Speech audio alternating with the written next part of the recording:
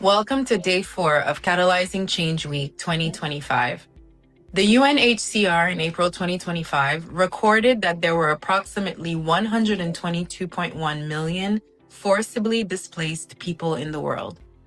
How do we provide support services, assimilate refugees into societal systems? How do they afford basic rights, even as they flee widespread violence, hunger, and conflict? Our theme for today reflects the issues around civic participation, peace, and justice in the journeys of refugees and migrants. Change is only lasting when people have a voice in shaping it. Civic participation is about more than being present. It is about building systems where every voice carries weight and where communities can take part in designing their own futures. Peace and justice are the foundations on which all progress depends. They take root when dialogue replaces division and cooperation overcomes conflict. And in the stories of refugees and migrants, we see both struggle and strength. Displacement tests resilience, but it also reveals new possibilities for innovation, solidarity, and renewal when dignity is protected and contributions are valued. This day invites us to listen deeply, to question what justice truly looks like, and to imagine how inclusive societies can be built stronger and more united. Welcome to the sessions presented by Catalyst Now. Thank you very much. Good morning, good afternoon, good evening, Sanibonani, Dumelang, from wherever you are joining us. I first want to start by acknowledging those who are joining us in person here with me in Johannesburg. We are joined by the Deputy Minister in the Presidency for Women, Youth and Persons with Disability, the Honorable Steve Litsike, who is seated on my right. And then our other speaker is Fundi Ndaba, who will also be delivering a speech today, joining us from one of the marginalized communities that are taking leadership today from the LGBTI. And then from our Cape Town office, we also want to welcome Vusi Vokwana from Kasi Catalyst. And then we are also joined by Colleen Francis, who is from Shonaquip, representing people or persons with disabilities. We also want to acknowledge Francois Bonisi, or rather Dr. Francois Bonisi, who's the director at Schwab, and also representing the World Economic Forum, as well as Yoga Veli Nambier, the director for programs at Africa Forward. Welcome, everybody. Thank you.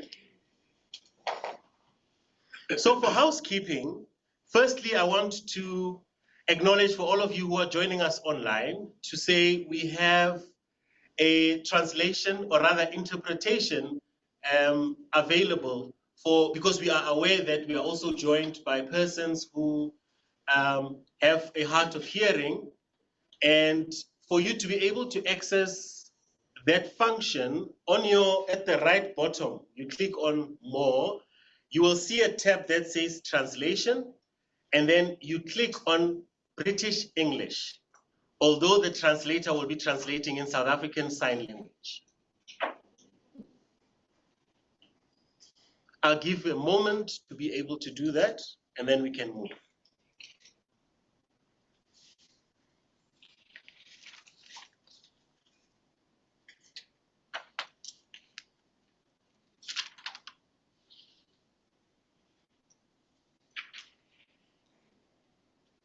Wonderful. So I'm also quickly going to ask those of you who are joining us online to please keep your videos on if it's possible, because we want to see you. We want to be able to connect with you in as much as we are in different parts of the world. When we see each other's faces, we bring a sense of community and a sense of connectedness. So if you can, please keep your videos on, and also show your names and organizations. So what you can do on that is just click on your participation list, ensure that you have your name, you have the name of your organization as well. And throughout the session, if you can, we also encourage you to please do share some of your LinkedIn profiles so that we are able to take the conversation further and also use this opportunity for networking. We are also ensuring that everyone is muted. Please do unmute if you get to a space where an opportunity is granted for you. At some point, we will be opening the session for question and answer. So please do ensure that at that time, when the time comes, you can also use various options to be acknowledged. So there is an emoji that you can use to raise your hand if you have a question. Otherwise, you can just pop it on the chat. We have a technical person who is based currently in Nairobi, who is also helping us check directly on our chat boxes for some of your discussions, questions, and if you have questions that you'd want to ask, they will be for your assistance.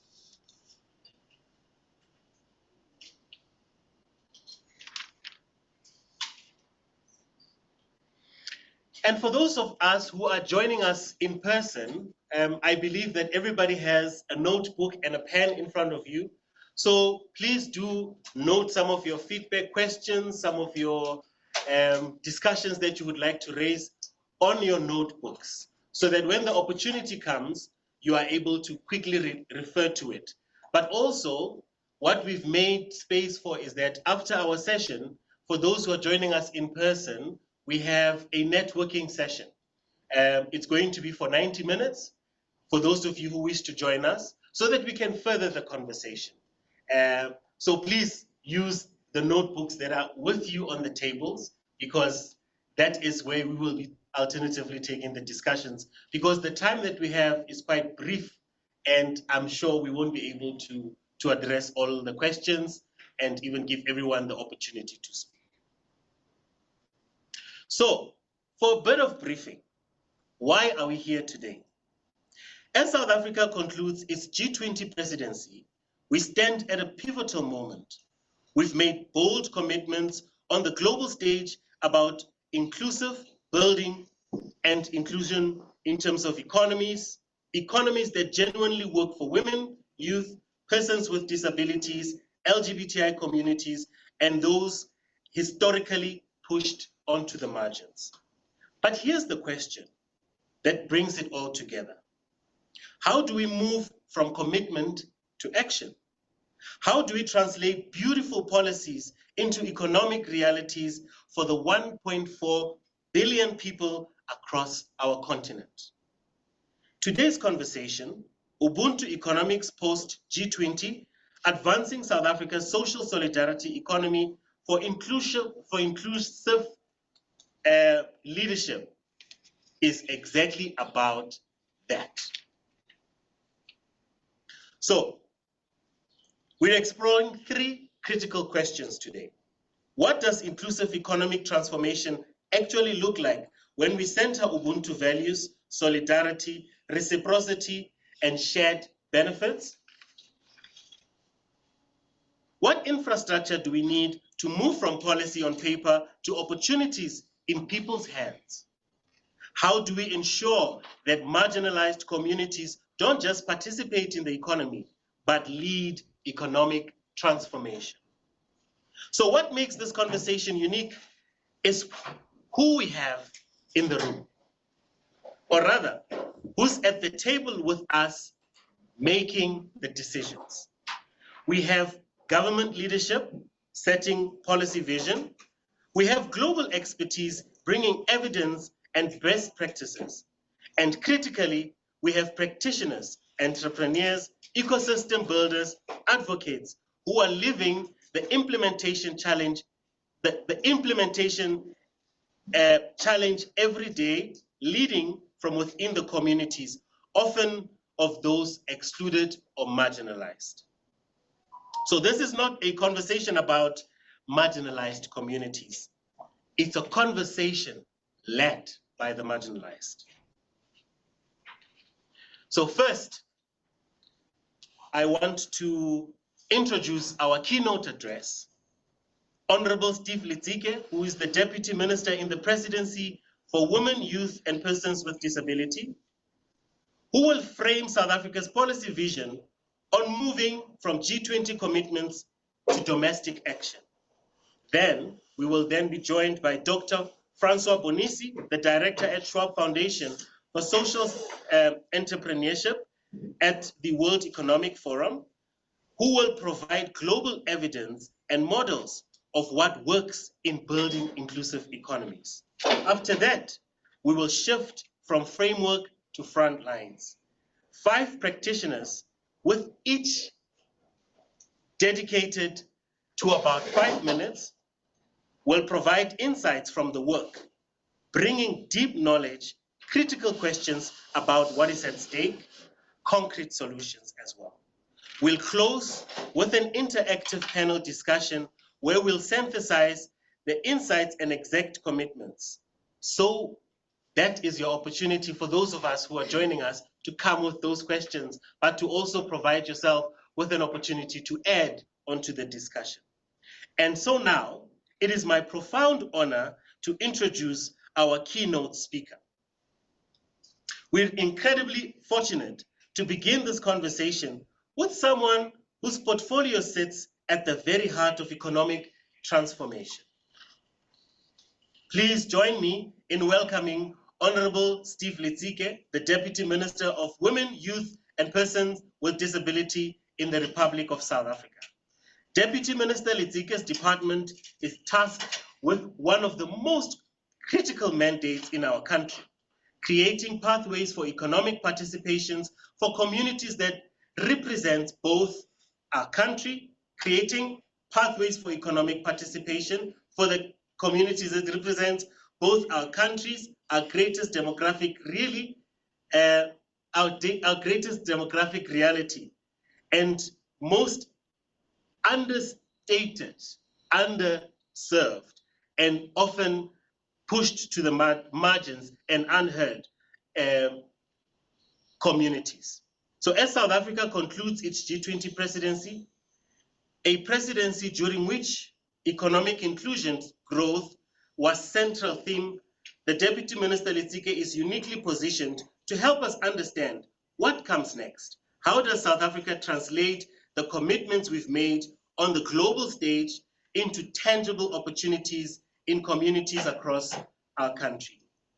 Her keynote will frame the conversations about what we are, answering the question, what does it look like when government creates an enabling environment where women, youth, and persons with disability can lead economic transformation?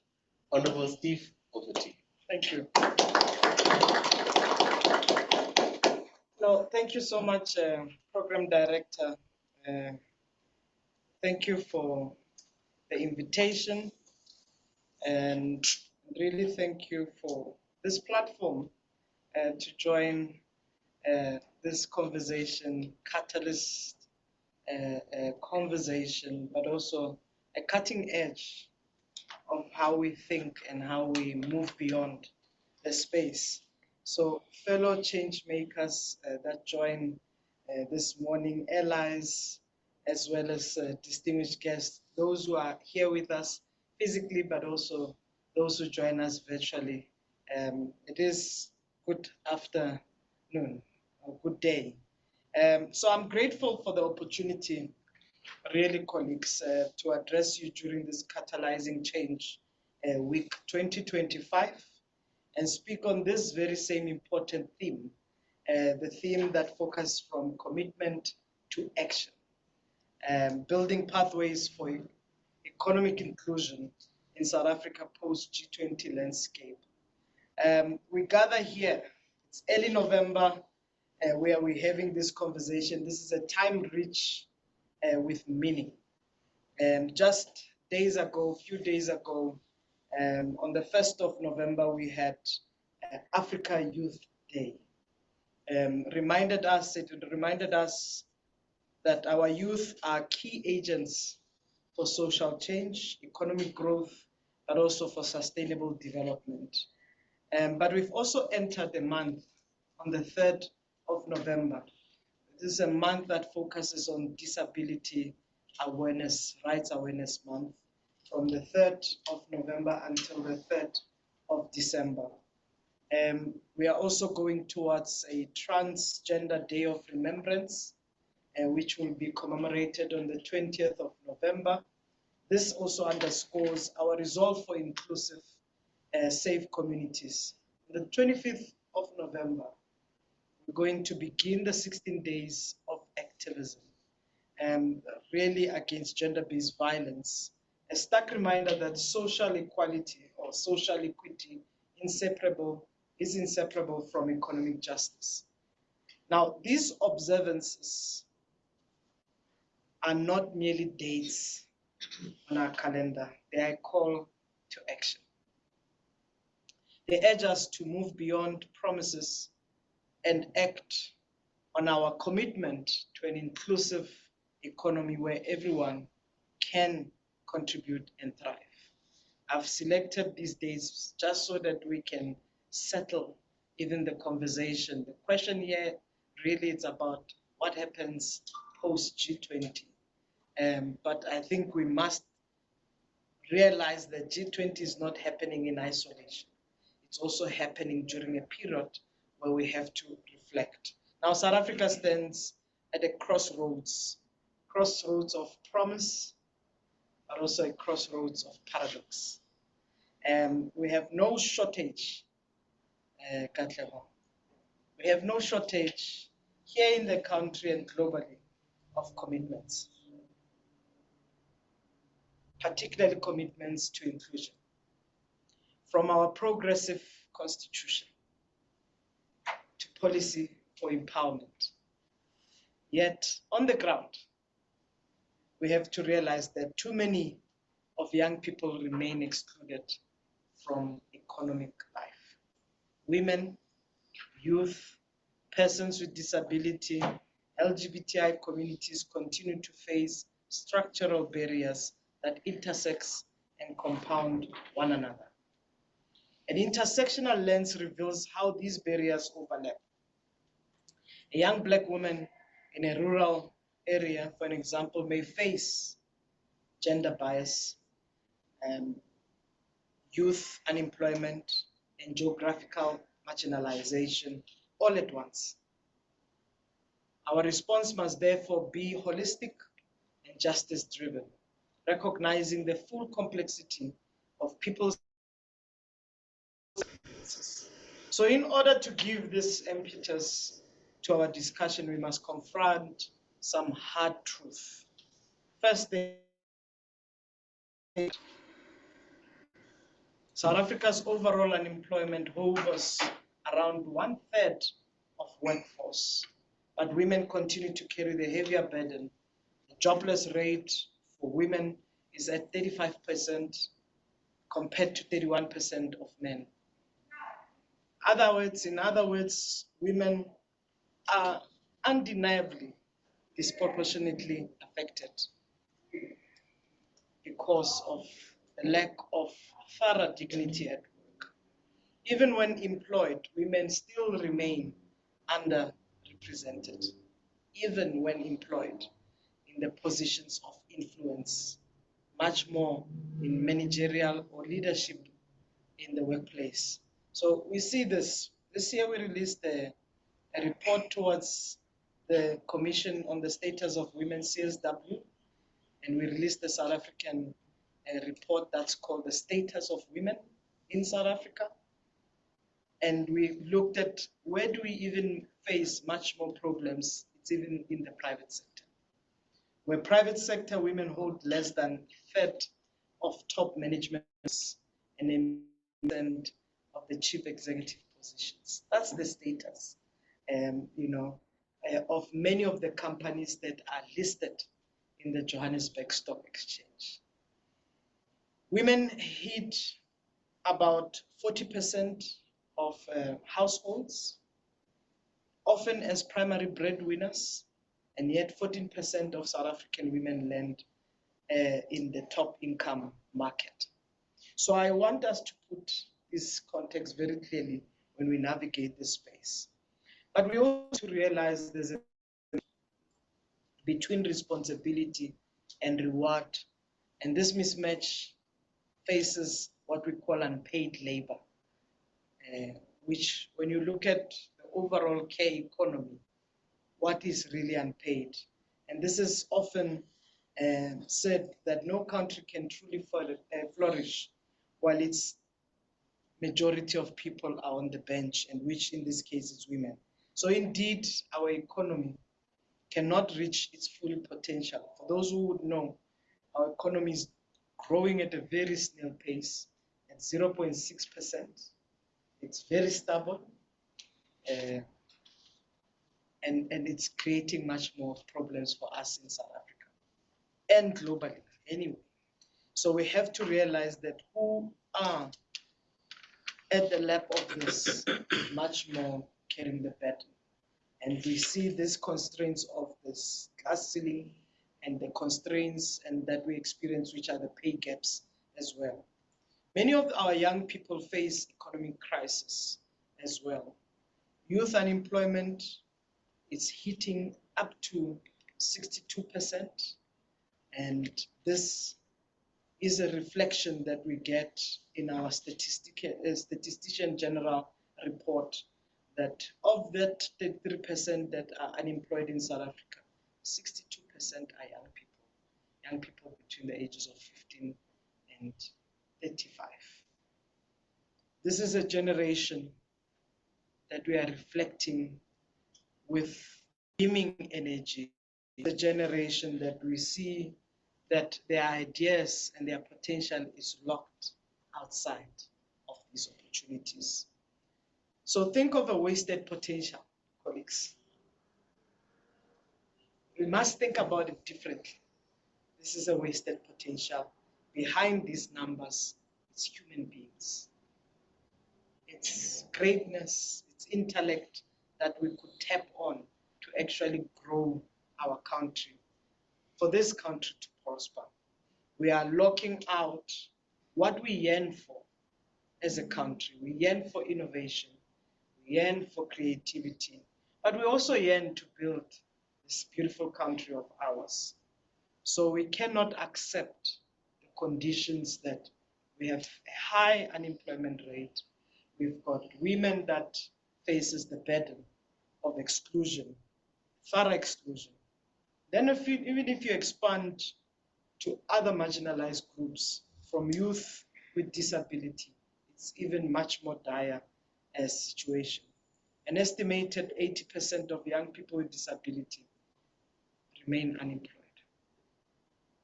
This is not just a statistic, it's a social emergency that we must face. So when we are marginalized, those with disability, we are also literally leaving talent on the table and undermining our workforce diversity. So South Africa or South Africans with disability, our friends, our families, is our neighbors, is our colleagues, and their exclusion impoverishes all of us. It affects all of us. It is often said that the rights or disability rights movement, who crafted or coined nothing about us without us. But we must really, in an intentional approach, not just speak with these quotes, but make it a lived reality. I want to shine a light a little bit much more to continued struggle of LGBTI community in the economic life as well. South Africa has some of the most progressive legal instruments, but these instruments are not a lived reality for all. The legal equality has not been extended effectively to all people. That then eradicates the social and economic inclusion. The recent survey that found that 44% of LGBTI people in South Africa have experienced bullying, discrimination, or even physical violence in their everyday life simply because of who they are. Discrimination often follows people into their workplace. It follows them to school, banks, boardrooms, denying them jobs, education, and business opportunity. So no person should be prevented from reaching their full potential because of prejudice. And as our president, His Excellency President Ramaphosa had noted, inequality and exclusion are not only a moral issue, but a direct threat to our democracy. They are a direct threat to inclusive growth. They are also a direct threat to global peace. So we cannot build an inclusive economy on foundation of intolerance. South Africa's constitution, values, and a long struggle for freedom demands that everyone, regardless of their gender, identity, sex, race, sexual orientation, amongst many grounds, have equal shot of success. So people must feel the potential of participating actively in our economy, socially, and even politically. So in short, the status quo is unattainable. The patterns of exclusion facing women, youth, persons with disability, and LGBTI people are deeply entrenched, but they are not a thing that we cannot resolve ourselves. So whatever we do, Program Director, as we speak, as we engage, an intersectional lens, evidence-based approach, but much more proactive civic participation is needed now more than ever.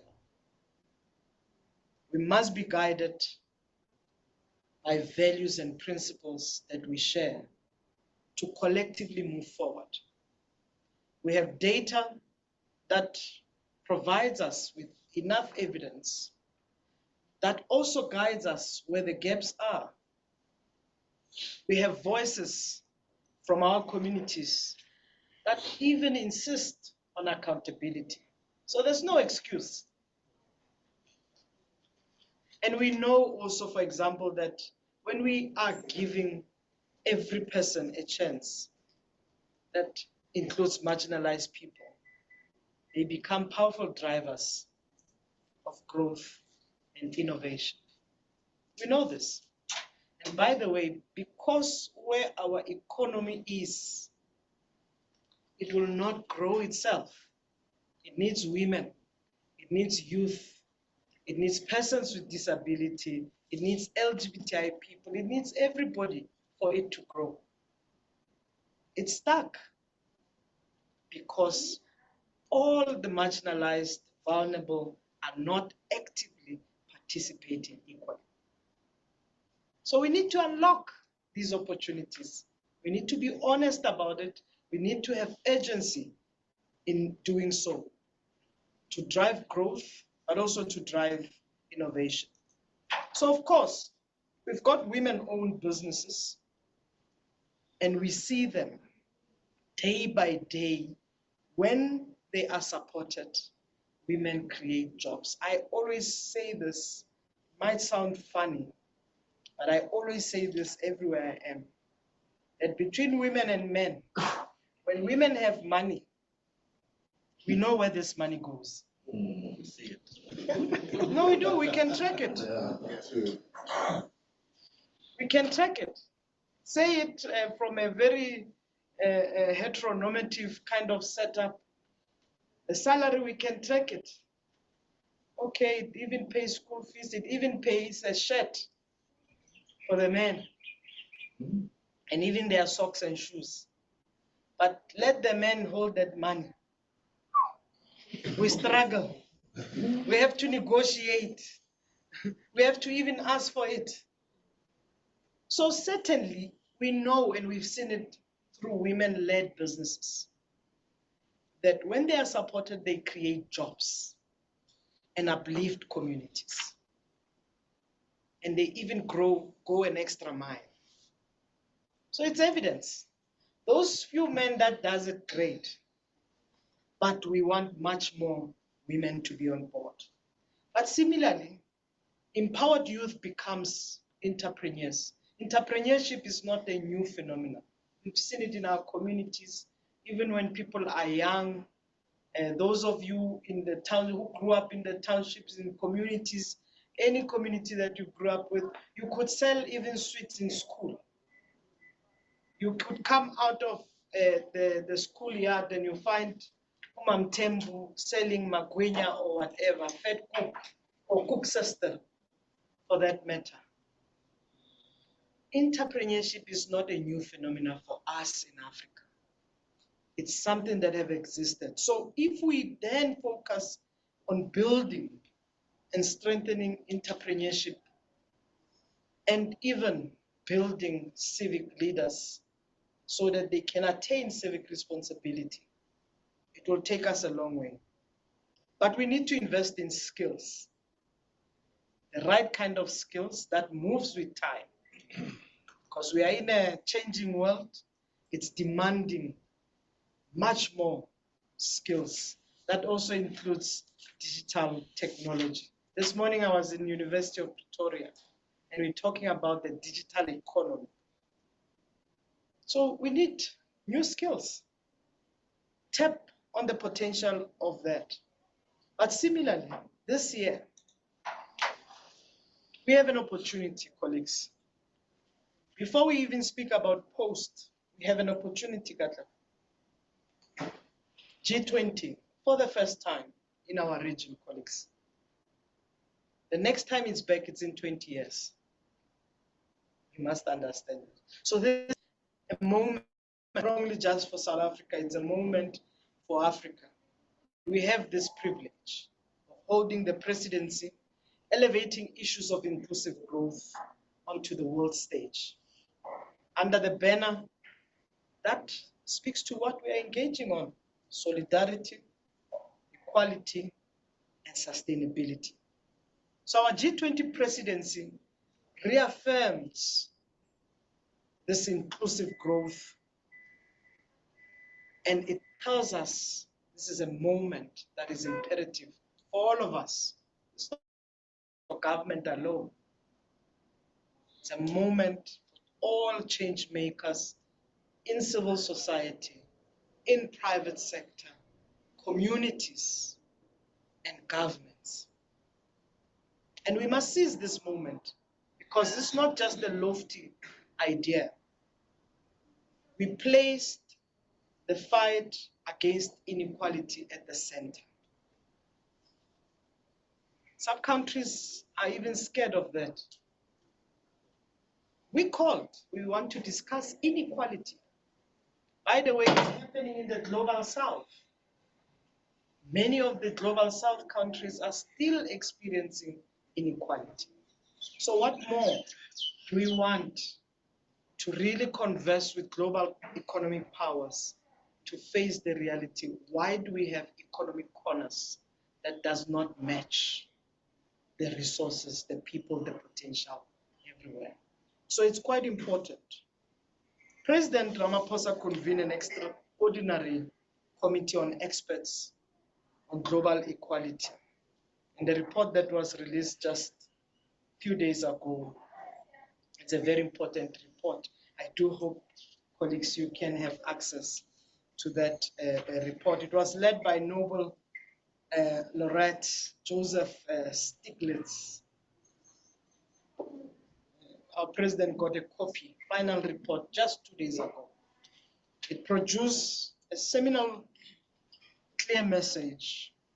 Inequality is a betrayal of people's dignity, an impediment to inclusive growth, and a threat to democracy itself. So this was the first time G20 formally considered such a comprehensive examination of inequality. And by doing so, South Africa has centered it as a legacy project, ensuring that equitable and inclusive development remains a priority in global economic discourse. Now, colleagues, I think I want to highlight just a few points that you asked that refers to what are the tangible things. Global commitments only matter if it translates into action. In that spirit, South Africa used this platform, G20 platform, to champion tangible measures for inclusion. We highlighted the urgency of financing women and youth enterprises. And G20 endorsed recommendation on inclusive growth, as well as poverty reduction. Women and girls continue to shoulder this burden, and I've spoken about it, but we have to bridge this gap.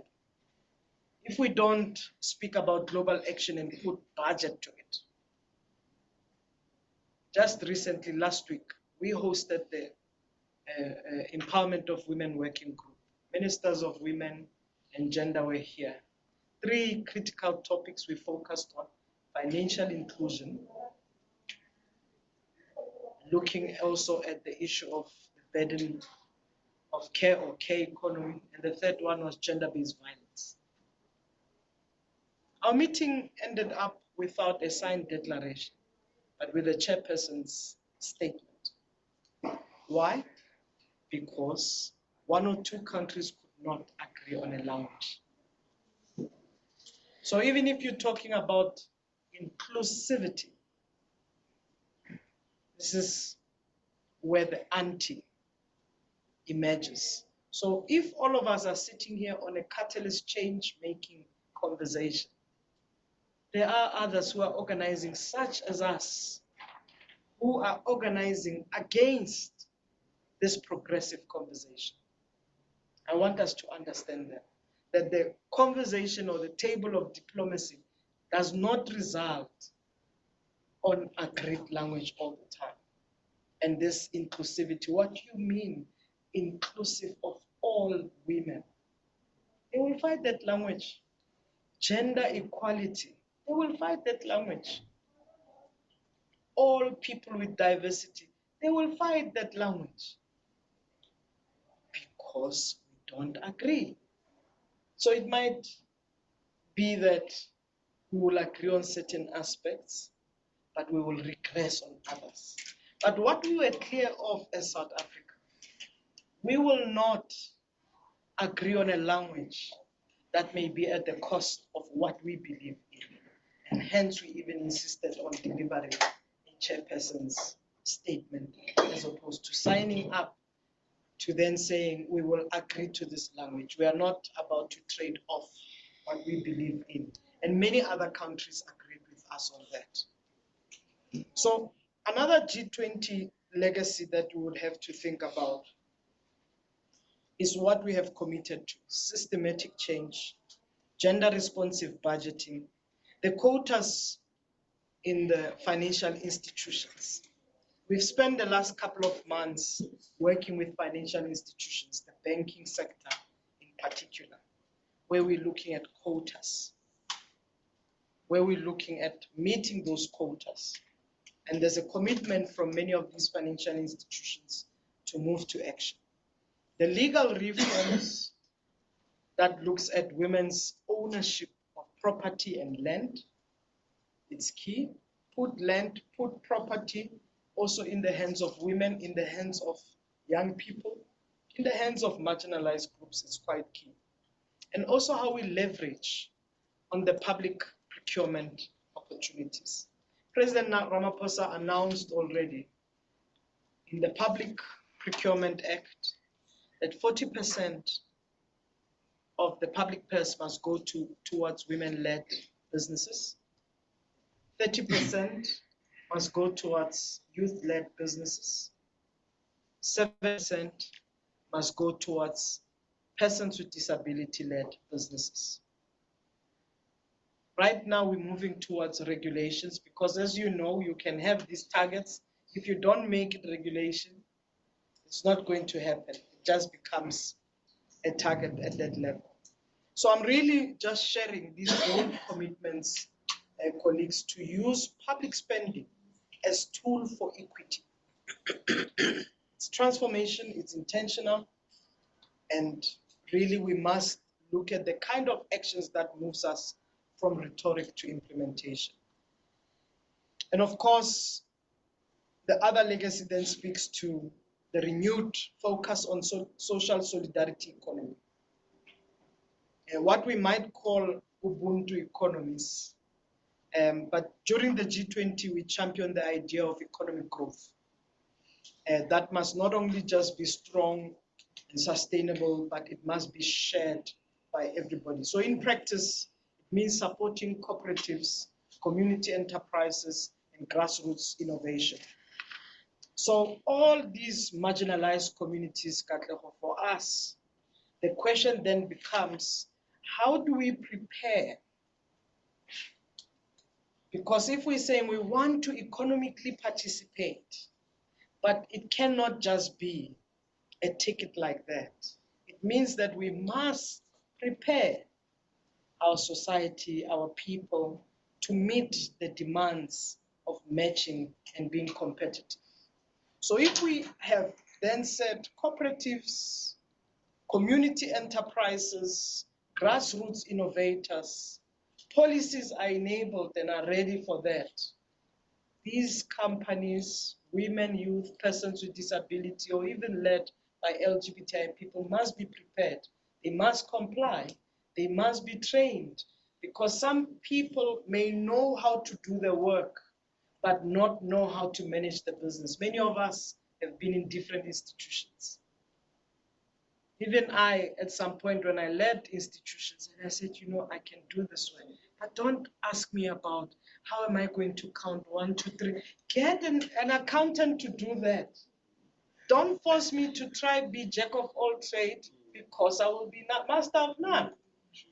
If I'm not an accountant, I am not equipped to deal with financial management of the institution. Employ somebody to do that, so that I can focus on my own expertise. That's how we need to be questioning whether institutions and enterprises, are they ready to meet the needs of the demand of our economies. So we have called clearly for economic growth. There will be investments. All the other countries that we are negotiating with, talking to, they are putting investments. We have to make sure that our communities are ready. The other one that we have to be clear on, we've called on how we harness Africa's demographic divide. All these opportunities must not just be about what happens in Johannesburg, in Cape Town, in Durban. These opportunities must reach people in Lusikisiki, in Tonga, in Phokeng. They must reach people in Vryburg, all of these other communities. Not only in urban, they must reach people in townships, in rural communities, and so forth. And then the investment in economy, in education, the investment in digital access, because we are aware of digital divide. We must also invest in skills for the future. But that also means that the commitment that President Ramaphosa is doing in mobilizing finances for a just transition, it's important.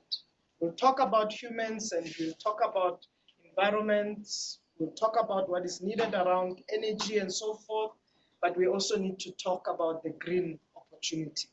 We need to keep our environment safe, because we can have everything in the world, but if we don't have this land we live in, the environment, and the impacts of climate change, we'll be losing out on how we can harness and tap off all any opportunities. So critical minerals are one big part. Our minerals, South Africa and the rest of Africa is very rich, colleagues. Africa is very rich with mineral resources, but we extract, we don't industrialize and finish products here. We extract and they get refined somewhere, and they come back and we pay 10 times more. So this industrialization, where we must ensure that the minerals and the beneficiation happens here, is quite important.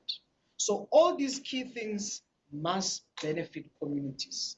So these are some of the priorities that we are pushing. So post G20 conversation, that speaks to how we align closely with our domestic goals, with the employment and opportunities that we have, must really cater for all the communities. Our department is committed and remains committed. Our minister champions this conversation in the ministerial dialogues.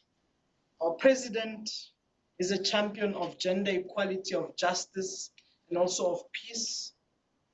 And this seventh administration entirely, as you all know, it's over a year since office, but it's an administration that remains committed to what we have collectively agreed on. So colleagues, we have an opportunity. Those in South Africa, we've got what we call the Women's Economic Assembly, what we call WICONA. We've got the championing of national youth agenda, but we also have this period, including what we've been doing before and what we've committed around disability rights and paying attention on marginalized communities. So I'm just saying that this moment is all our moment. Let's seize it. There are much more greater opportunities besides how it is generating economic activities in communities, but much more in policy, in program, but also how we can tap into that collective accountability. So I thank you for this opportunity and this moment that you brought us to discuss South Africa's post-G20 landscape that is defined by this moment. But this moment is about the people, much more than the administration itself. So we can achieve this work together. Thank you so much.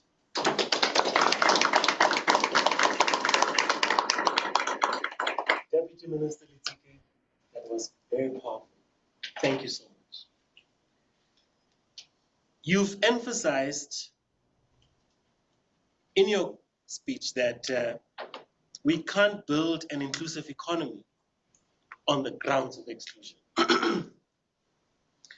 And you challenge us to not just speak with quotes, but to make sure that those quotes become a reality. And that is exactly what sets the bar for what comes next.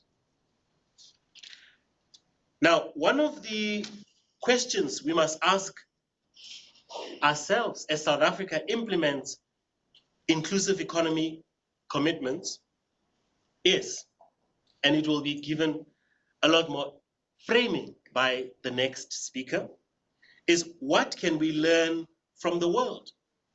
What's worked elsewhere? What evidence exists about how to move from policy to impact? So please welcome Dr. Francois Bonissi, the Director of Schwab Foundation for Social Entrepreneurship and the Head of Social Innovation at the World Economic Forum. Dr. Bonissi's work sits at the global epicenter of social entrepreneurship and inclusive economic transformation. Through the Schwab Foundation, he works with social entrepreneurs worldwide who are solving humanity's most pressing challenges. And at the World Economic Forum, he helps shape global conversations about how innovation can drive inclusive growth. But what makes Francois' Francois' participation in this conversation particularly valuable is that he's not just a global thinker. He's deeply connected to African realities. He understands both what works on the world stage and what it takes to implement this in our context. Deputy Minister Litike gave us South Africa's policy vision. Francois will now give us the global evidence base, the models, the patterns, the lessons that can inform how we translate vision into reality. What does successful inclusive economic transformation look like globally? What can South Africa learn? And how does social entrepreneurship bridge the gap between policy intent and grassroots economic participation? Dr. Bonissi, we're eager to hear your insights. Over to you. Thank you so much, Katlego. Good day to everyone in the room representing some important communities in South Africa. Thank you so much to the Honourable Deputy Minister for that important laying of the ground and the government's vision, but also some of the government action on this topic, which was fantastic to hear. It's good to be home. As you may have said, I am South African and always will be championing the flag. I think in many ways, the challenges that South Africa face are also global challenges. The youth bulge, how do we build inclusive economies? How are we going to transition to a technological era? How do we deal with climate change? We're facing those very real realities in South Africa, and we have some amazing solutions towards that as well. But we're at a really interesting and important time in the world, and I think it's obviously timely that South Africa has this G20 presidency to put forward some alternative visions of what economic growth should look like. I think in the world we've had some backsliding around thinking that economic growth is purely around the financial elements of economic growth.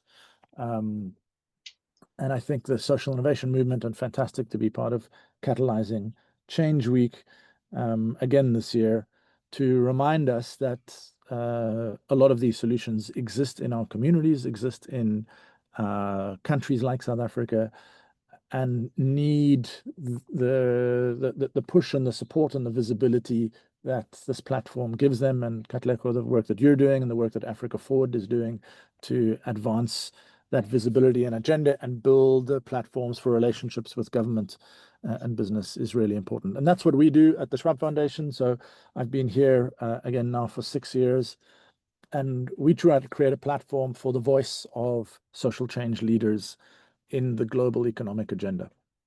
And so while I'm here speaking on behalf of the World Economic Forum and the Schwab Foundation, I'm also here really to channel the voice of what we hear from social change leaders on the ground and social innovation leaders. And inclusion is a key piece of thinking about what does economic growth mean, because it's not going to come unless there's intentionality around it. And I think this is what, the Deputy Minister pointed out, the scale of the challenges in terms of youth jobs, in terms of driving inclusion of people with disabilities, of women, of young people in particular, and of the LGBTI communities. Like that is not going to happen without intentionality. And I think if we see also the huge technological transformation that the world is going to go through, and where economic growth is going to come from, and where jobs are actually going to be lost, we face the challenge of reducing the number of opportunities, not increasing the number of opportunities. Can you hear me okay? Yes. Okay, perfect. So I think to raise one more concern, and then let's talk about the hope that is coming. So that the one more concern is in fact that there is going to be job losses while we're having economic growth in the technological transition. I think people know about this. Of course, there are going to be new jobs created, and we need to think about where that's going to happen. But the job losses are going to be in data entry jobs, customer service, administrative support, manufacturing, which is a big part of creating jobs in South Africa, cashier checkout jobs, basic banking operations. So a lot of these entry-level jobs are really at risk.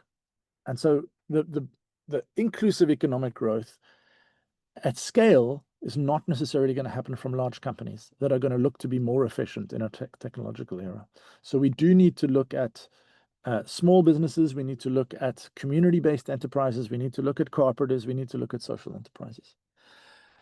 So the good news is that we have several decades of these models really demonstrating and proving that there is real movement and growth. There is intentionality. There is the use of market forces. There is local embeddedness in communities. And there's also financial models and ways of reinvesting and distributing growth in different kinds of economic models.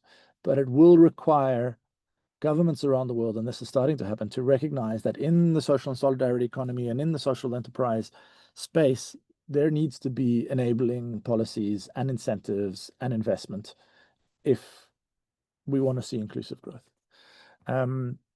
So maybe I'll take a step back because you've asked me to take a bit of a global picture. I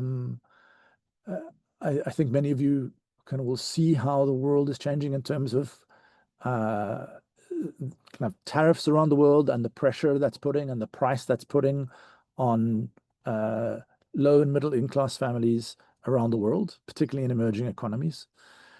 We've seen the shift in development aid funding, and that partners from around the world, particularly the West, is diminishing dramatically.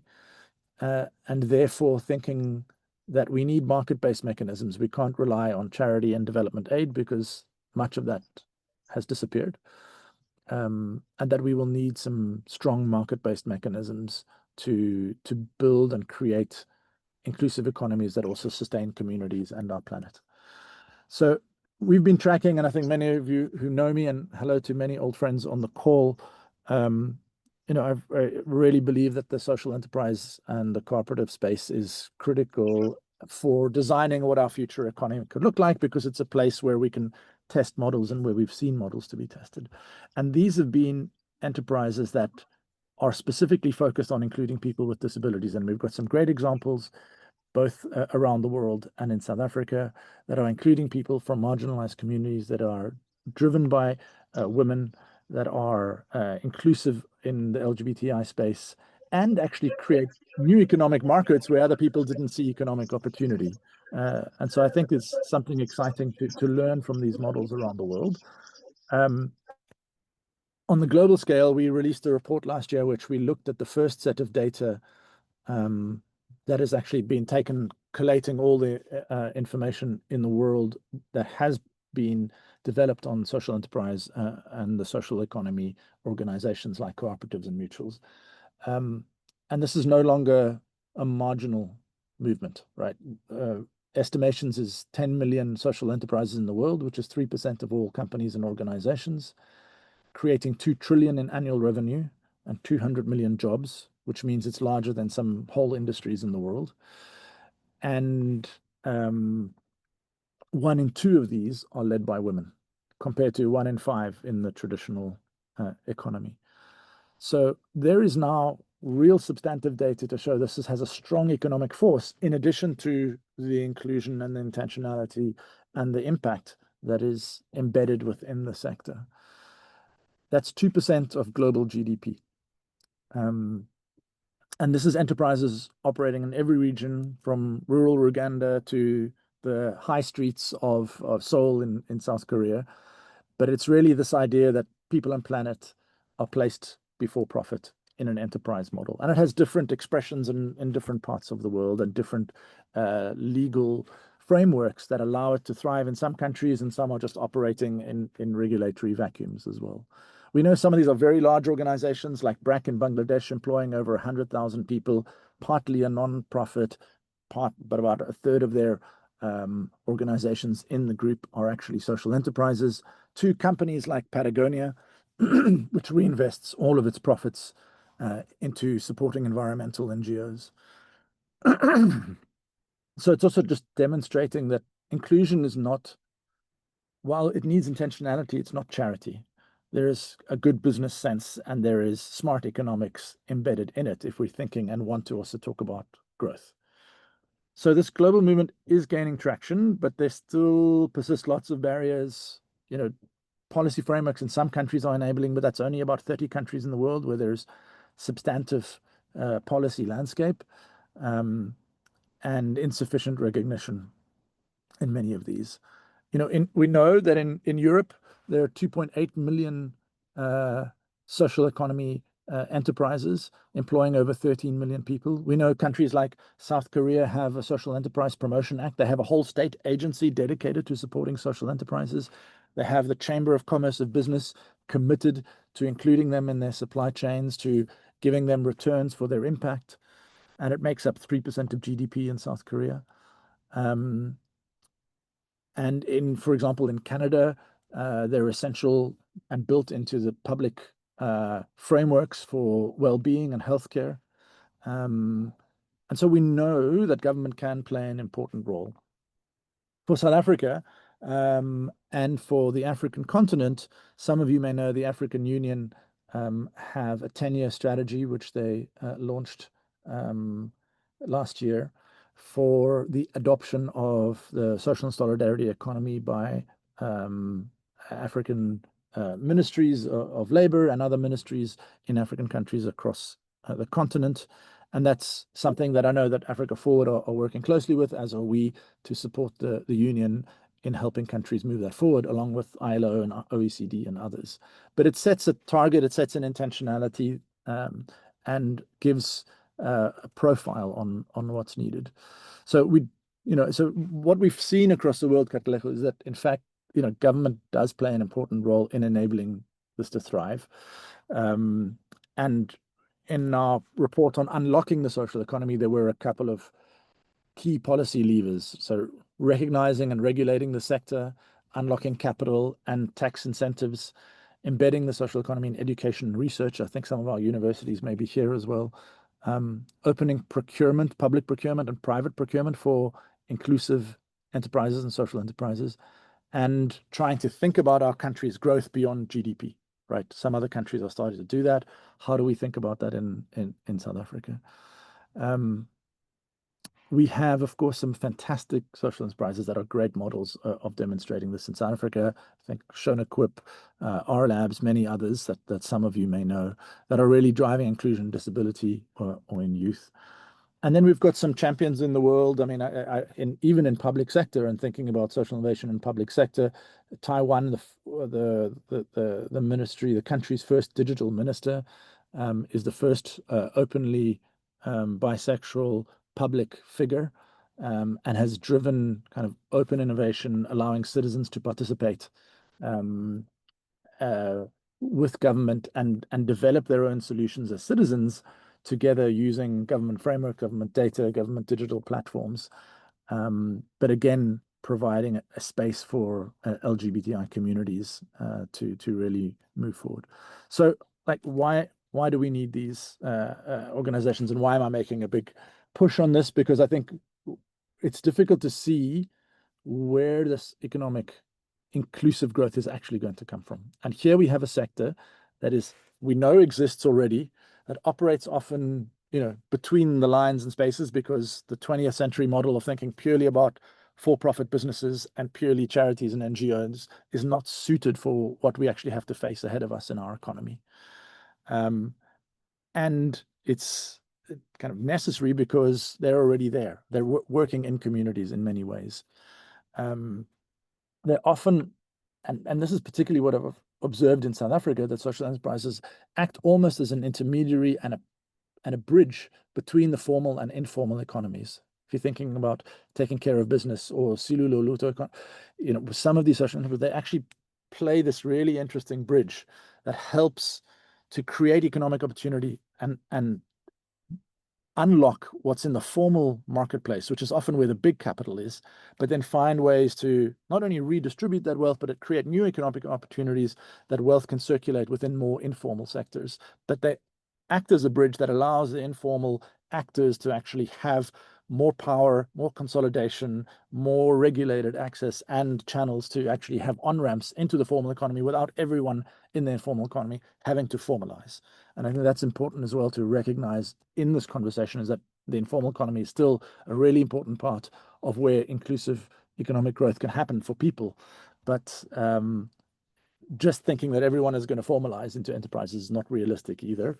But not having any support or regulation for what happens in the informal economy is also not the right approach.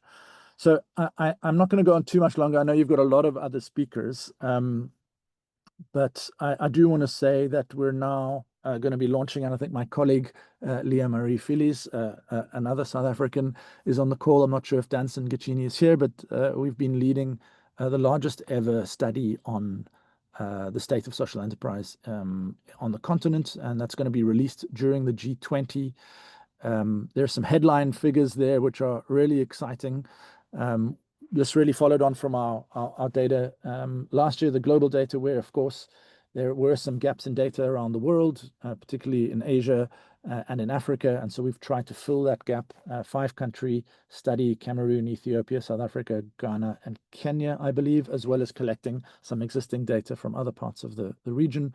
And we're excited to share some of that with you. If you would like to join us, we have a session in partnership with Africa Forward and the G20 presidency to release that. I'm not going to share any of the things, the data here, because it's still under embargo, but just to say, there's a good demonstration that there is already a strong movement on the continent, and the support of everyone in this room is critical. The support of government is going to be critical to continue to drive these actors that are one of the channels we already know works to build inclusive growth, particularly for young people, particularly for women, particularly for people with disabilities, and particularly for people in the LGBTI communities. So, Leah, if you don't mind, maybe putting on the chat the details of our session in 2 weeks' time in Johannesburg. There'll also be some online sessions as well, where we're looking forward to sharing more. And we know that data can inform and help policymakers. So we're delighted that we have been partnering with Africa Forward to do this work over the last year. And we look forward to seeing you some of in South Africa when I'm there. Thank you so much.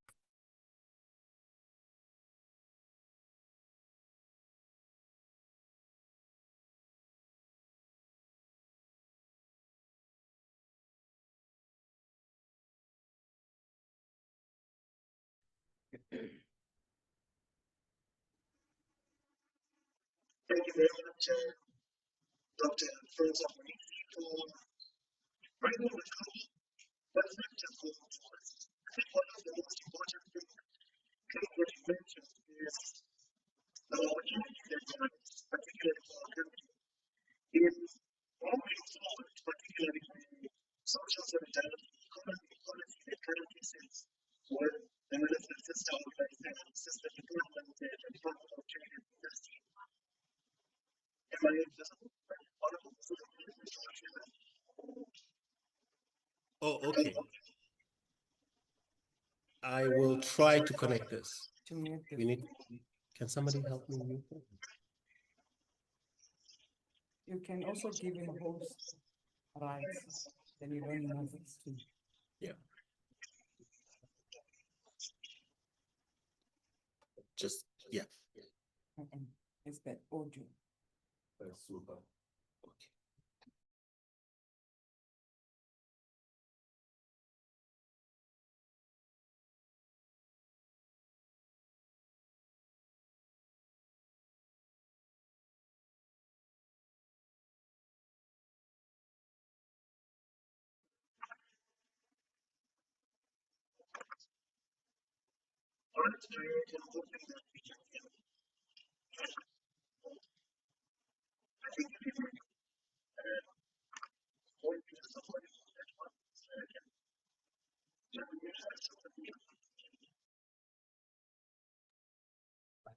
Am I audible to everybody online?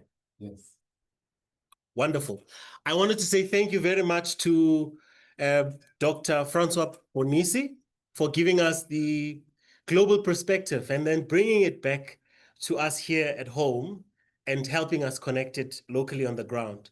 One of the things that spoke out to me was particularly the 10-year strategy that the African Union has adopted on the social solidarity economy, which is a push for governments, particularly in our continent. But also one of the strides that I believe we've been able to make in South Africa is currently we sit with the green paper on the social solidarity economy. And it's currently with the Department of Trade and Industry. And we implore you, the Minister, Deputy Minister, to probably then have a conversation with your fellow colleagues at the DTIC to see if there's a way in which we can push for that green paper to be turned into a white paper, which is one of the main things that will help us unlock, especially the informal sector, so that we can move from being recognized as a charity, but also have a seat on the table. So now we have the framework. Deputy Minister Litsike gave us South Africa's policy vision and government's commitment. Dr. Bonisi gave us global evidence and models of what works.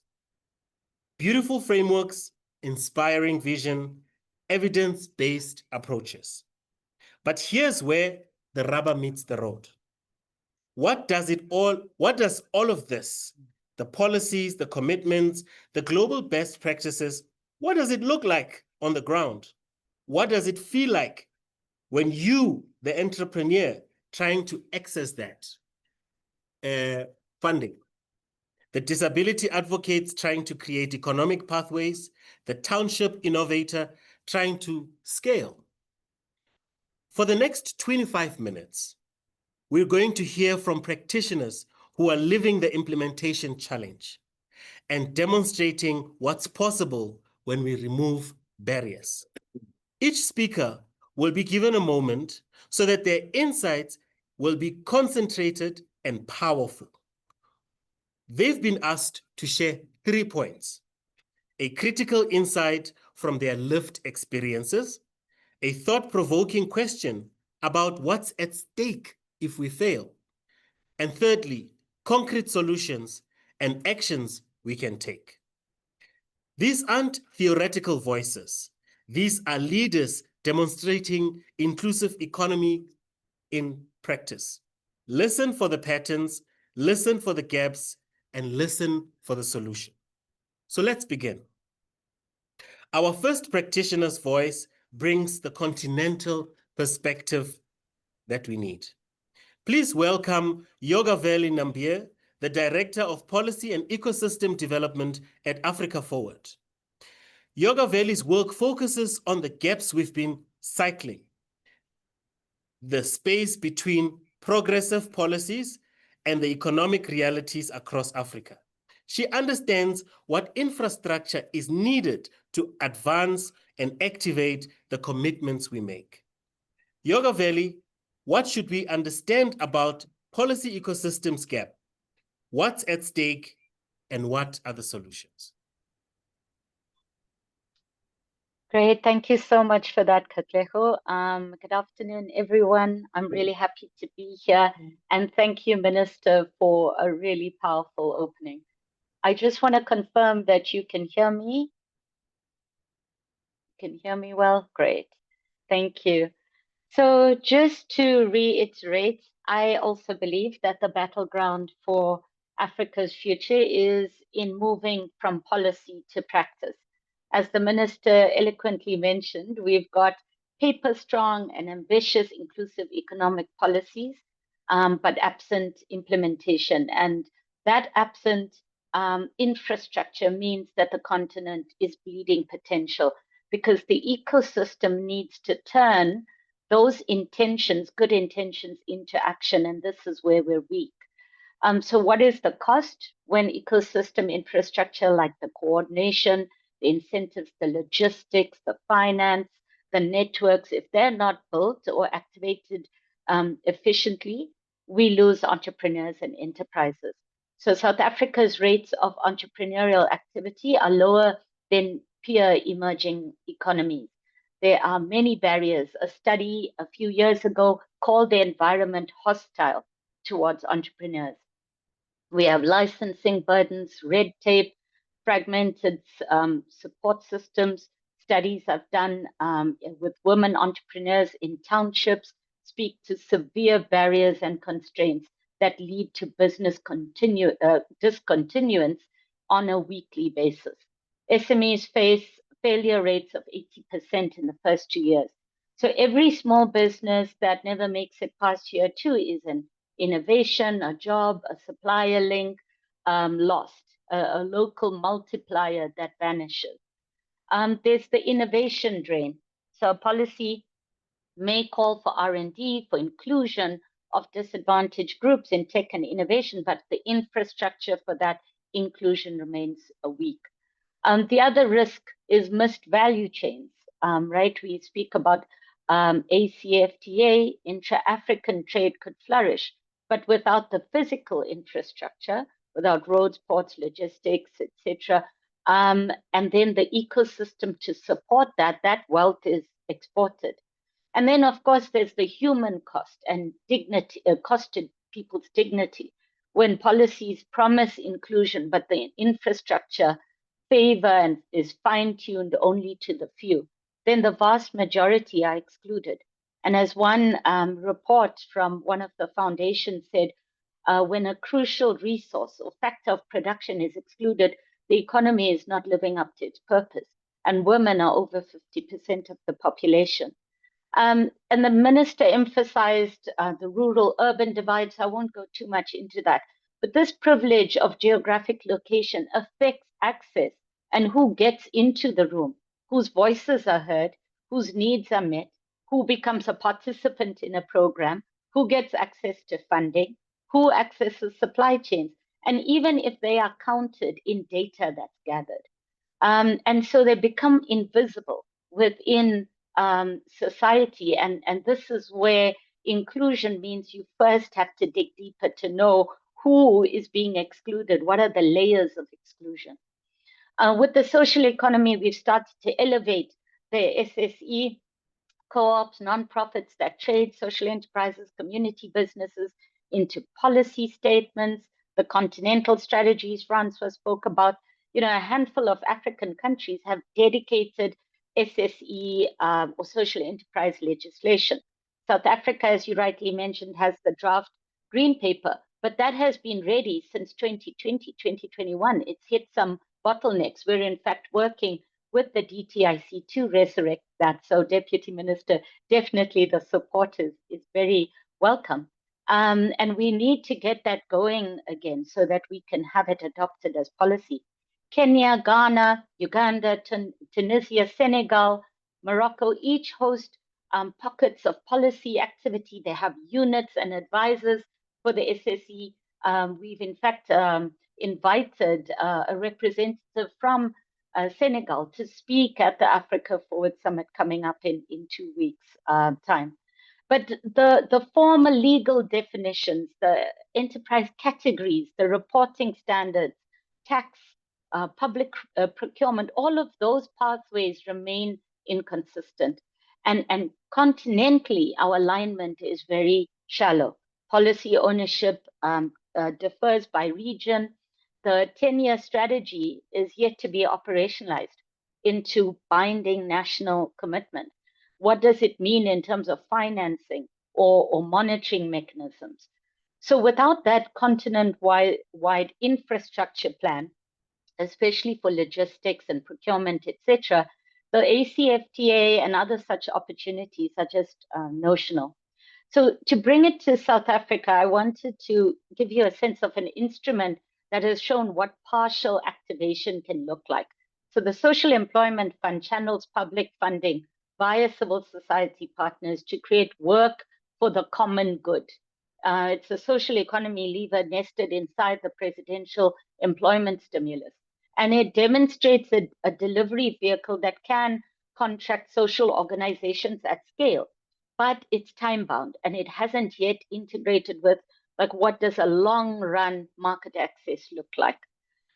The government has commissioned studies. We know that 4 to 6% of national jobs sit in the social economy. It's been an estimate that we've been working with, but it's a base that could expand with infrastructure and the right policy. So I'll just end with saying that the next model that we look at needs to look at implementation structure, actually operationalizing these policies that we are adopting, ensuring that frontline implementers are equipped, that there's unambiguous execution plans and there's clear accountability. We need ecosystem infrastructure that attacks that last mile constraints that social enterprises face, and they disproportionately punish social entrepreneurs. We need inclusive access, so no use having policies if there's only insiders that can navigate them. And South Africa's township to rural entrepreneur research reveals that there are huge gaps as to who can access these opportunities. And then lastly, I'd say that we need a scalable model for peers. South Africa has the opportunity to pilot inclusion plus activation models that can be replicated across the continent. We should link national SMME financing mechanisms with regional value chains like the CFTA, the digital platforms for cross-border trade, and mentorship even that connects entrepreneurs from South Africa to peers in West or East Africa. So just to close, I'd like to say that if every day we fail to build the infrastructure that activates inclusion, we lose thousands of entrepreneurs, innovators, and contributors. So South Africa's post-G20 moment demands much more than good speeches, but it demands a visible, replicable engine of inclusive activation. Thanks so much, Katlego. Thank you.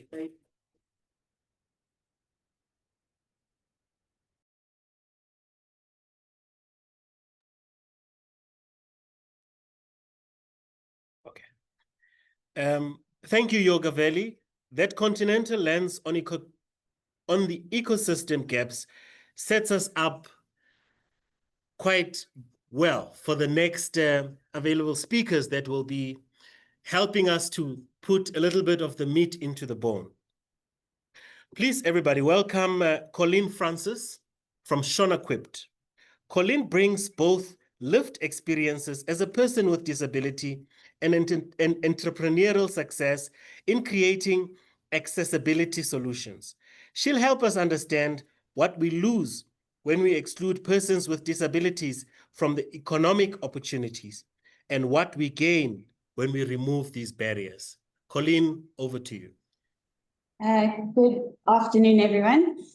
So we at Shona-Equipped Social Enterprise focus on facilitating inclusion and developing appropriate assistive technology and really championing local innovation and design, as well as manufacturing for assistive technology. We work towards inclusion of people with disabilities and their families. And the simple answer, the simple solution today is that we need to be welcoming people with disabilities into our workplaces, schools, innovation spaces, and our leadership immediately. We need to reduce barriers like stigma, inaccessible transport, programmatic issues, inaccessible spaces, fear, and more. If we imagine what true inclusion would look like in South Africa, it means a person who can live at home if they want to, move freely throughout their community and beyond, access education alongside siblings and peers, do meaningful work, and participate in all aspects of life. It means their family members have care options and are not forced to stay at home due to no alternatives. As mentioned by the Deputy Minister, they become unpaid labor in the care economy. It means they can earn, spend, innovate, pay tax, and contribute like anyone else. When this happens, everyone benefits. Individuals can work and study. Businesses gain skills, employees, strong talent pipelines, and new markets. The country gains taxpayers instead of dependents. Yet there are at minimum 4 million people with disabilities in South Africa, and an estimate of 80 to 90% are unemployed, and over 500,000 are out of school, and many of their parents and siblings forced into unemployment as a result too. These stats are not inevitable. They're the result of structural, technological, and attitudinal barriers that can be changed. The myths and excuses around economic potential, risks of inclusion, and cost of inclusion have been proven false. Exclusion is a choice. It's one that makes the least economic sense and brings the least social value too. We can choose different.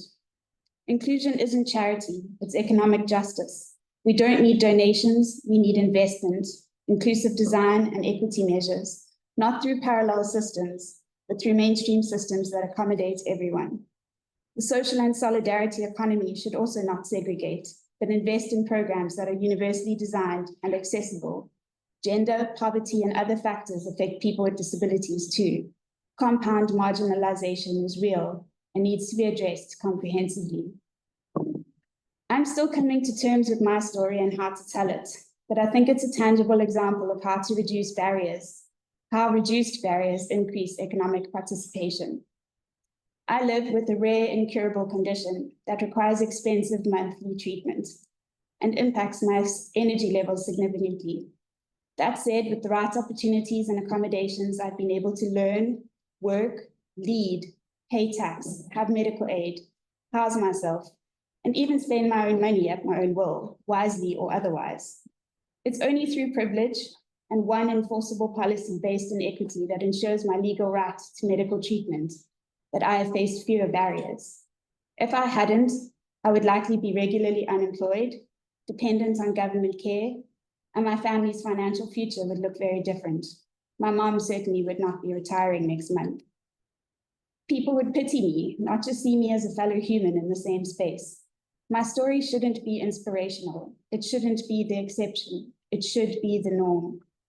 When we exclude people with disabilities, it's not just moral failure, it's tangible economic loss. The World Bank estimates that exclusion costs countries 3 to 7% of their GDP. For South Africa, that's between 150 and 350 billion annually. The research, policies, recommendations from the UN Convention on the Rights of Persons with Disabilities, the G20, and the D20 platforms already exist. In the coming weeks, the D20 declaration will be announced and encouraged. The blueprint has already been done. The next steps have been outlined. What we need to do is implementation by every sector, every business, government, and civil society. We need to stop prioritizing some groups over others and rather look at universal design, innovation and inclusion, and programs that support individuals and communities holistically. Economic inclusion is not about doing more for few people with limited impact. It's about doing things better for everyone with significant gains for all. It's about shifting mindsets, designing an economy and future that is universally accessible. Exclusion has a cost, especially to people with disabilities, but also to all South Africans, economic, social, and moral. When we fail to include, what message are we sending? That millions of South Africans don't count, that their contributions don't matter? People with disabilities are ready for inclusion. Is everyone else? Thank you.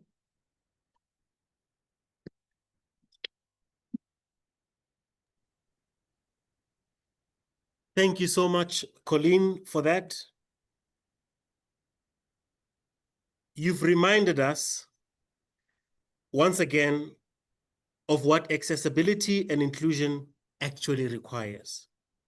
Our next speaker represents another community often invincible in inclusive economic conversations. Please welcome Fundi Ndaba, co-founder of the LGBTI Business Network. Fundi's work creates economic opportunities for LGBTI plus entrepreneurs who face unique barriers. She'll challenge us to examine whose inclusion we actually mean when we talk about inclusive economies. Fundi, over to you.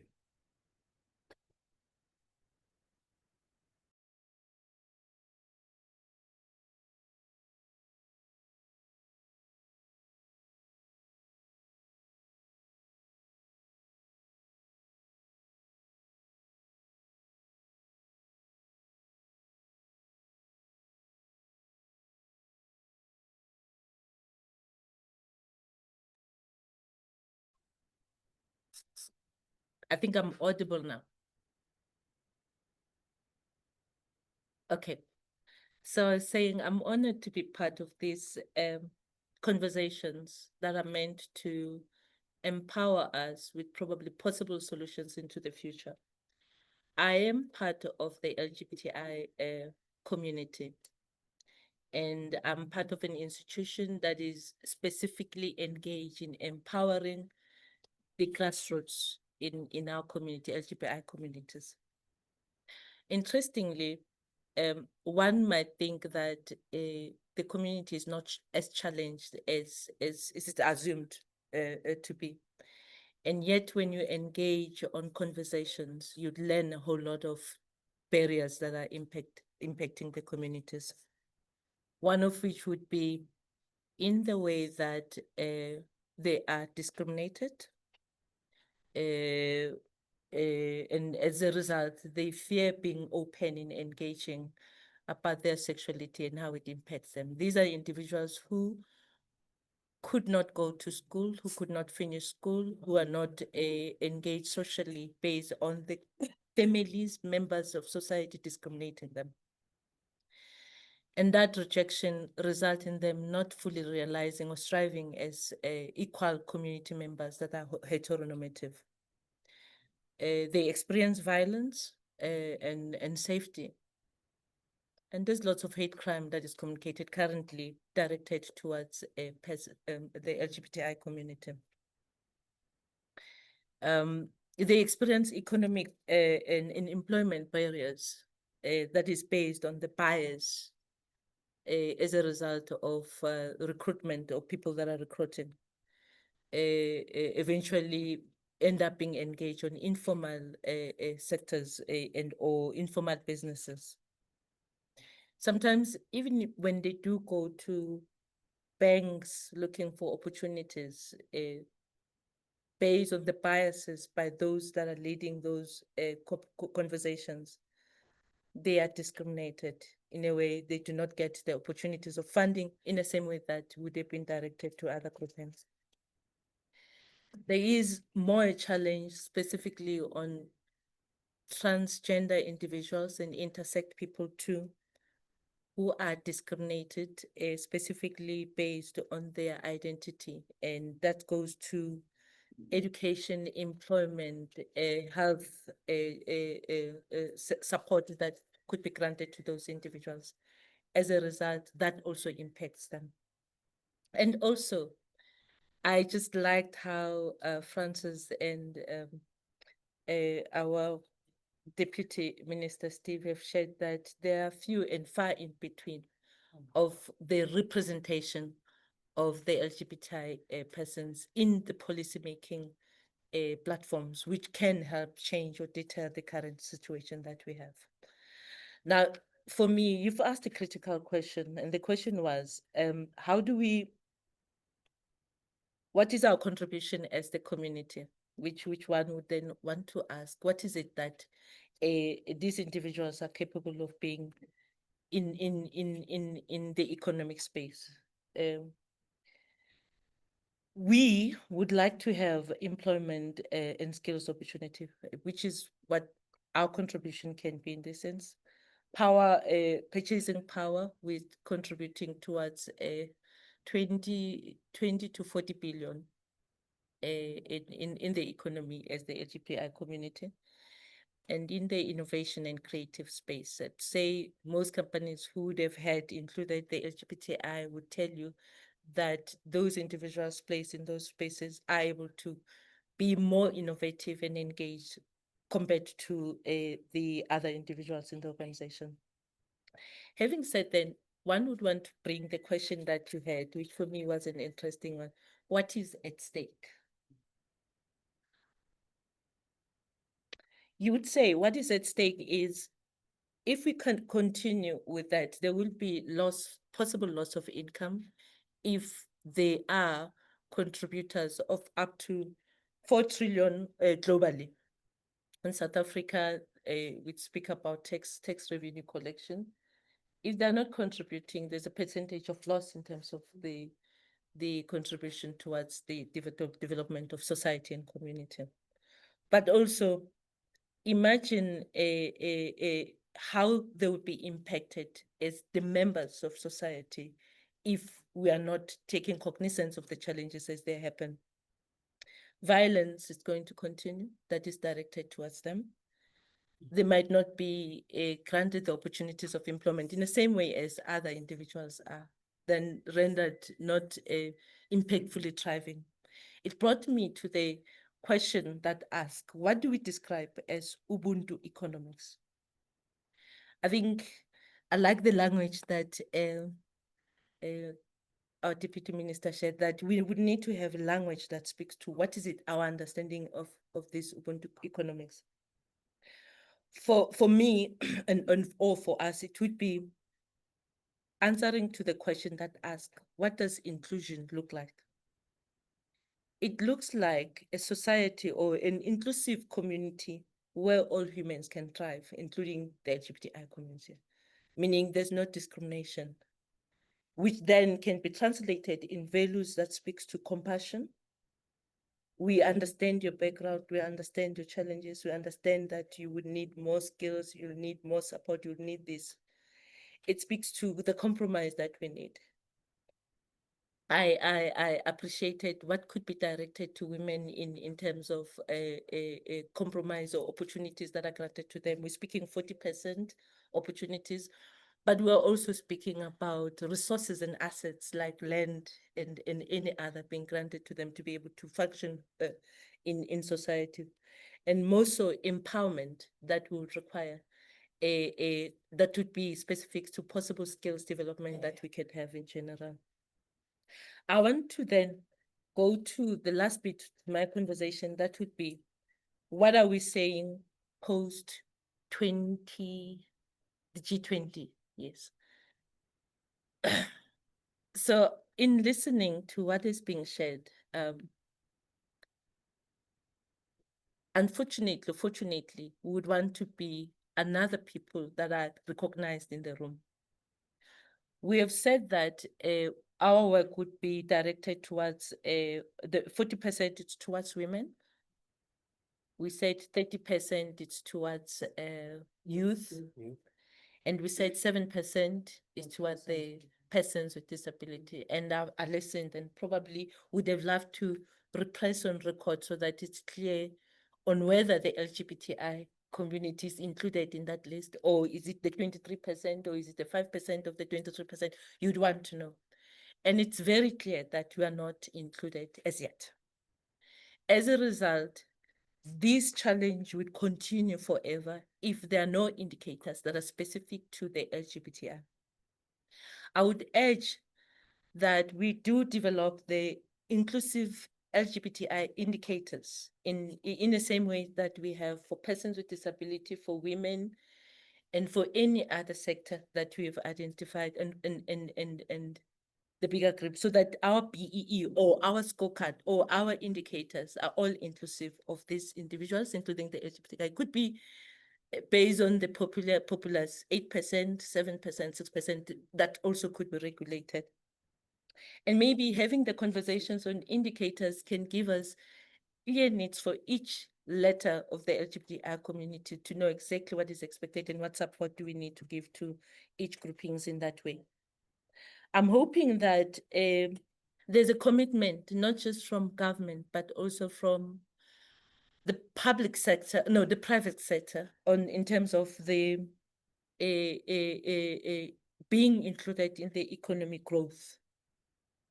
And the intentionality that we share or we're speaking about currently should include the LGBTI in the same way as we have spoken about it. I hope that we based on the indicators or based on the white paper or the paper that includes the LGBTI, we have the policies that details what does inclusion mean for them, and what does the regulation look like for the LGBTI community at that level.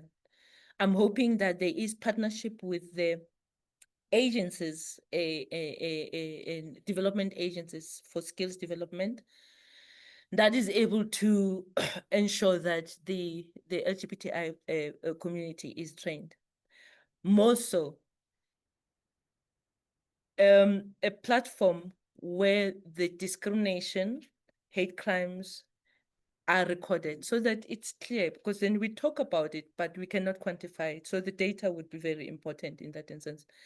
I would pause here and say that what I learned from the conversations that we had today was commitment matters if it's measured. And the journey for us begins right here, where we are able to reflect on what is it that would be included and how are we going to ensure that it's measured going forward. And thank you.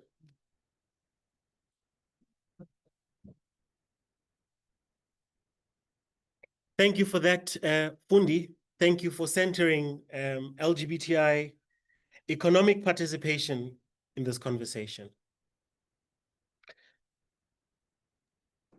Now we're going to hear from someone working where most South African youth actually are, in the townships. Please welcome Vusi Vokwana, the CEO of Kasi Catalyst. Vusi's work proves that townships aren't just sites of poverty. They're hubs of entrepreneurial energy waiting for infrastructure and support. She'll help us see the economic potential we're losing when we fail to invest in township innovation. Vusi, the floor is yours. Thank you very much, Katlego. Good afternoon to everybody on the call, and thank you very much to the Deputy Minister to, I think, how she opened up the session, because it speaks to a lot of the challenges that we face in townships and rural areas. All the conversations today have basically hit all of my kind of milestones in terms of what I wanted to discuss today. But what I really think I wanted to capitalize on is the exclusion part. You know, I think Francois captured it when he said we needed to be intentional about inclusion. And when we look at intentionality, I think for us as marginalized economies, we want to see from government and from the private sector a more authentic intentionality. Maybe a better definition of what intentionality looks like, because we have seen over the last sort of 3 decades, we've watched the policies change. We've seen the constitutional transition from exclusion to paper inclusion. So in terms of the policies, phenomenal. Well written, really beautifully matched with global standards, and investigated by all the economists that we can find globally. But what we are lacking is always on the implementation side. And the implementation here in South Africa, in townships, in rural areas, requires a lived experience. It requires people who are on the ground, who have actually walked the streets that they plan to formalize, who have actually run businesses in places where they're hoping to disperse funding. And that's where we're struggling to sort of find a bridge between the centralized and the decentralized, right? Because the people who are mapping the route have never ever had to drive it. And so entrepreneurs like myself, who have been playing in township economies for, I don't know, I've been in this game for 20 years. What we're experiencing and always have experienced is that nothing has changed. We're still building the road while we're driving on it, because we have been living on the margins, completely forgotten, trying to generate incomes and trying to survive every day. But what we have done is we've created an economy that's worth 1.2 trillion rand without any kind of support, without any kind of oversight from government, without any partnerships from corporate, without any social enterprises really doing the bridging work that they purport to do in this space. And so going forward, what we are imploring government to do and our global partners to do is to force this environment to change. And the only way that it can change is if we find the authentic players in the space. We make sure that the oversight and the regulation that government is intent on imposing on small businesses to be matched on those foreign social enterprises that come into the space to create these jobs. We're looking at young people who are extremely innovative. They continue to innovate without asking for permission. We're seeing them forcibly break the barriers of apartheid and the apartheid algorithm that's in finance.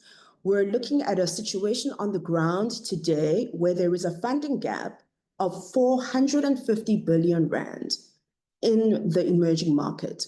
And that funding gap is only matched by the value of crime in the same markets. I mean, South Africa's crime, the cost of crime has been estimated to be 450 billion rand.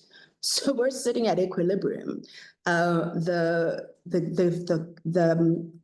shortfall to access capital is equal to the cost of crime. So what does that tell us in our market is that crime is paying. The biggest employer is gangs. We're seeing extortion take over almost every single enterprise in townships and in rural spaces today without anybody saying anything. I'm the last speaker today, and nothing has been touched on the level of extortion that we are seeing in our economy. So when we talk about inclusion, we've got to look at how do people at the margins access anything when they've got to constantly be paying a toll, whether legal or illegal. That's where we are. We are constantly being prevented from being able to run businesses or to make a living. Now, one of the things that we are seeing in young people is their ability, despite the odds, to circumvent some of these challenges. And what we want to see from government specifically is, we know our government has spent three decades. So the last, the years of our freedom, we have seen government put together funds, right? But what we haven't seen them do is look back and say, we have, for example, given 6 billion rand or allocated 6 billion to township economies, but out of that 6 billion, only 20 odd million has actually been dispersed over the last 5 years, for example. We never see government going back to look at what has gone wrong, how they can prevent it, speak to communities, find out from them, because let me tell you, townships are not going to wait for inclusion. Townships aren't going to sit around hoping that government or that private business sorts itself out. What we're going to do is we're going to go in and take the things that we want, because we're learning that the system hasn't been built for us. Now, what we have seen is that the networks that townships and rural economies have built since apartheid still remain intact in communities. So every community that you go into, I mean, we're searching for social enterprises. Well, social enterprises have always existed. We've got a plethora of business associations, a plethora of business chambers. I don't even want to talk about how every street committee, whether in a formal township or an informal township, exists and has leadership and has been recorded. They've got regular meetings. So the infrastructure for what is deemed as social enterprises in centralized economies already exists in the decentralized.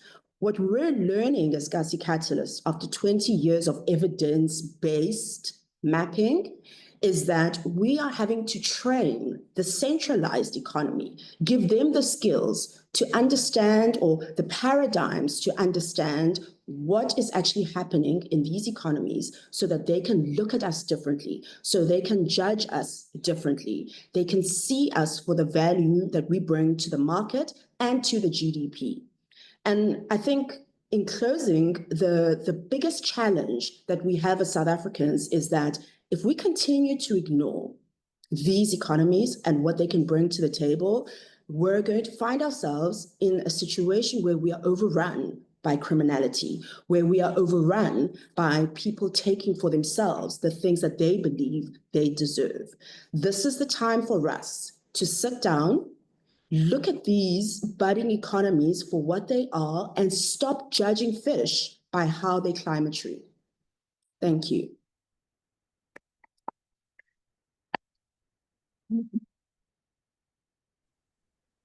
Wow. Let that land for a moment. So what we've done in the past 20 to 25 to 30 minutes, we've moved from continental policy gaps to disability inclusion, to LGBTI economic barriers, to township innovation. And here's what I'm hearing on the threads. The infrastructure gap. Policies exist, but the system to implement don't. The power question.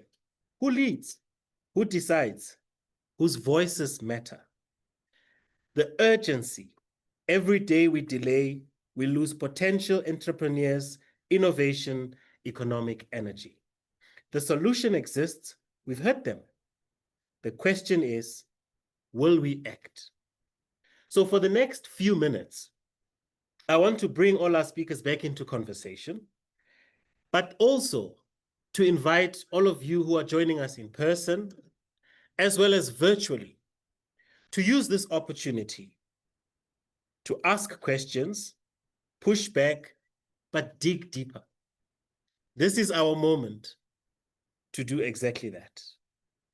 I have 3 prompts that I'll throw out, but I also want to hear from you, both in the room as well as virtually.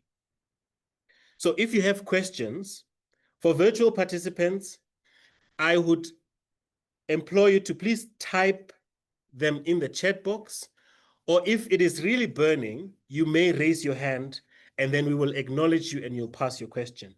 But for those of us who are joining us in person, both in Johannesburg as well as in Cape Town, you have with you, in front of you, booklets. Please just raise your hand. I have a team member also in Cape Town who will help to coordinate, and then we'll give you an opportunity to raise your question. I want this to be dynamic. So speakers, please jump in. I won't be calling you out. When the question comes and it's relevant to you, please just take that on you. So the first prompt is Deputy Minister, Div, Dr. Bonisi, you gave us policy vision and global models. Practitioners, you showed us implementation in reality. But what I want to know is, if we were to identify one most critical action South Africa must take in the next 12 months to close the policy implementation gap, what would it be? That's the first prompt. And then I'll go to the second prompt. I'm hearing a theme around ecosystem infrastructure, the idea that we need to build bridges, the networks, the support systems that connect policy to the people. What would it take to actually build that infrastructure? Who pays for it? Who coordinates it? And how do we ensure that it reaches marginalized communities? Yeah? And the final prompt is, let me make this slightly personal. Everyone on the screen in the room is a change maker. We have power, different kinds, but real power. What is one commitment each of us can make? Government, corporates, funders, practitioners, what would move us from conversation to action? So let's go around quickly and perhaps start with the final prompt, and then we can then give everyone an opportunity to engage. Anyone wants to go first? I'd like to speak. My name is Dean Ebden. I'm the founder and presently the director for Plus, the All right. Business Network. Dean, so I'm going to shift the camera to your direction so that those that are online, they can help us. Good afternoon. Thank you, Catalyst. It's extremely informative, and these platforms are so very necessary. As an entrepreneur and as working in the space, I run multiple businesses myself. I'm also part of I was part of an organization that was formed in 2017. It's Plus, the LGBT Business Network. We've had some issues during COVID. Subsequent to that, we've regrouped, and we're on our journey of rebirth now. So thank you, Catalyst, for inviting us into the space. We hope to make networks and form relationships with many organizations so that we can go and speak with a common voice where it matters. Before I continue to answer your question in respect to what you've asked, I'd just like to say big ups to America and to Zoran Mandini for winning the election in New York. This is a critical moment. It's a pushback from the Trumpism and the right wing that has been an onslaught on progressive democracies throughout the world. So I just believe that to the Americans in the room, our solidarity lies with them, and it shows that possibly we could get back to a point where we can be engaging with the US on a decent level without the madness of Donald Trump. So to answer your question in respect of where we're heading with this now, for me, as a business person, as I run a media agency, I run a hospitality group, the biggest thing, and also we represent over 200 members, the biggest thing for people is access to capital. And I think once we stop talking about, once we move the discussions out of these boardrooms, because we sit here as very privileged individuals, how do we effect change? How do we impact businesses? And we're in direct contact with businesses on a daily basis. And we see the plight of the entrepreneurs, the battles that they face. And I speak from experience as a business person myself, having been in business for 25 years and built my business, Oxygen Media, Mikasa, Sukasa Hospitality, so in the media and hospitality space. So for me, the critical question is, and I've been in these spaces for many years, we talk and we leave it behind. So the challenge for me is, how do we, like the minister rightfully said, how do we go out and implement this? Where it's not left in a report in file 30, but it gives credence and actionable implementation to visions that come out of these talk shops, because they're beautiful visions, they're beautifully written on paper, but they totally impractical in terms of how does it impact the people that we represent. And I can only speak for the members that I represent, which is the plus membership of over 200 small businesses.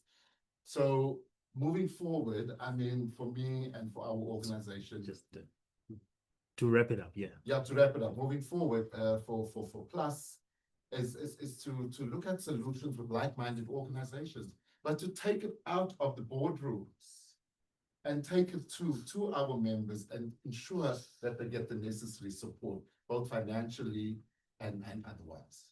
Thank you. Thank you. So we'll give one more opportunity to those that are in Joburg, and then we'll pass to Cape Town. Wanted to ask? Thank you so much for the platform.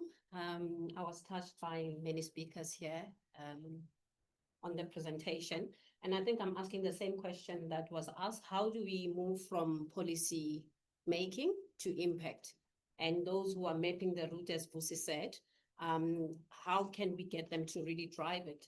I run a company that started getting learners, or that really addresses the mismatch between education and work integrated learning, where we need these platforms to go to the township.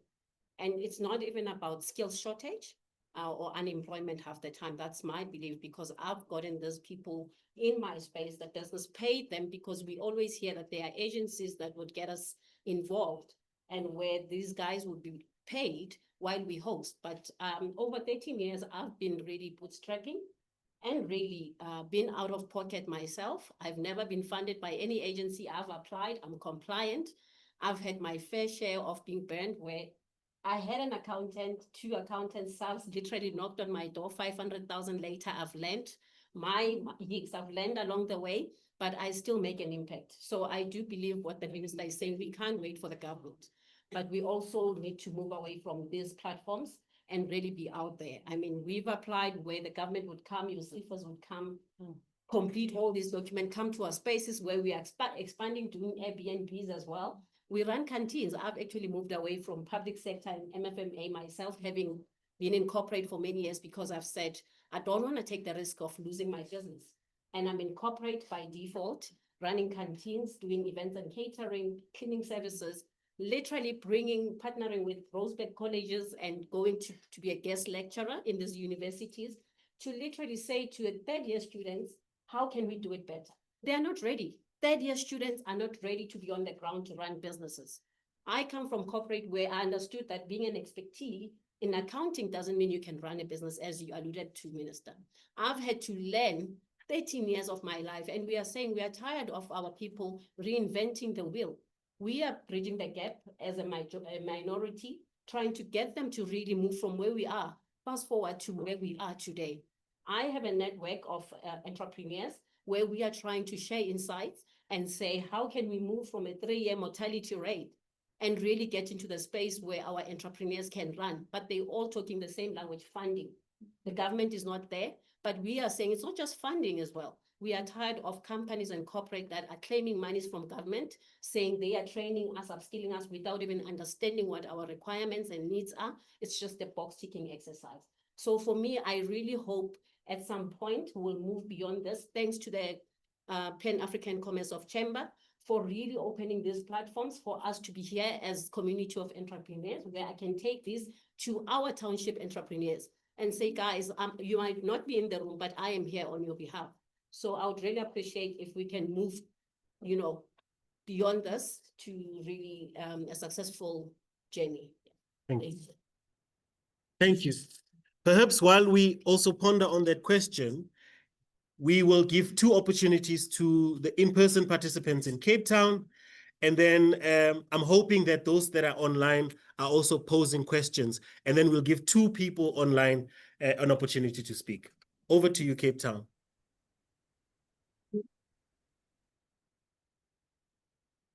Yes. Okay. So I'm not sure if I'm visible, but Yes. Yes. So hi everyone. My name is Umelelo Zomobuhle Zulu, and I'm a scholar from the University of Cape Town. So a question that came to mind as I'm listening to all the speakers and the engagements we're having, particularly inspired by the last speaker, is the solution for us inclusion or transformation? Are we trying to fit into a system that is designed to exclude us, or is it us creating a different system where everyone can thrive? Thank you. Thank you for that.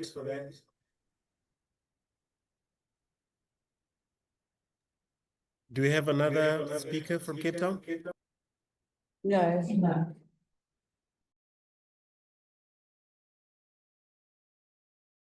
Oh, okay. All right. Online.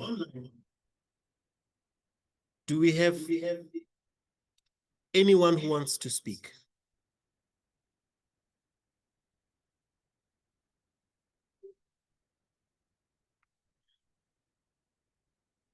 Okay, I don't see any hands. But what I'm seeing on the chat box is a couple of feedback. So Itumeleng Lepota says, exclusion is a choice and inclusion is, what? Exclusion is a choice and inclusion isn't a privilege. I think that was a quote by one of our speakers. The best way to ensure solutions for marginalized benefits the marginalized is when the very people we are co-implementers of the very solutions find players in these spaces and co-implement solution. People at the margins aren't only empty-handed receivers, they're actively creating solutions for their problems. The role of government isn't creation of ideas. It is to facilitate and pave a way through policy to ensure solutions on the ground that don't receive red tape. I take it that's all that we have from the questions and from the comments. Anyone wants to take any question from the speakers?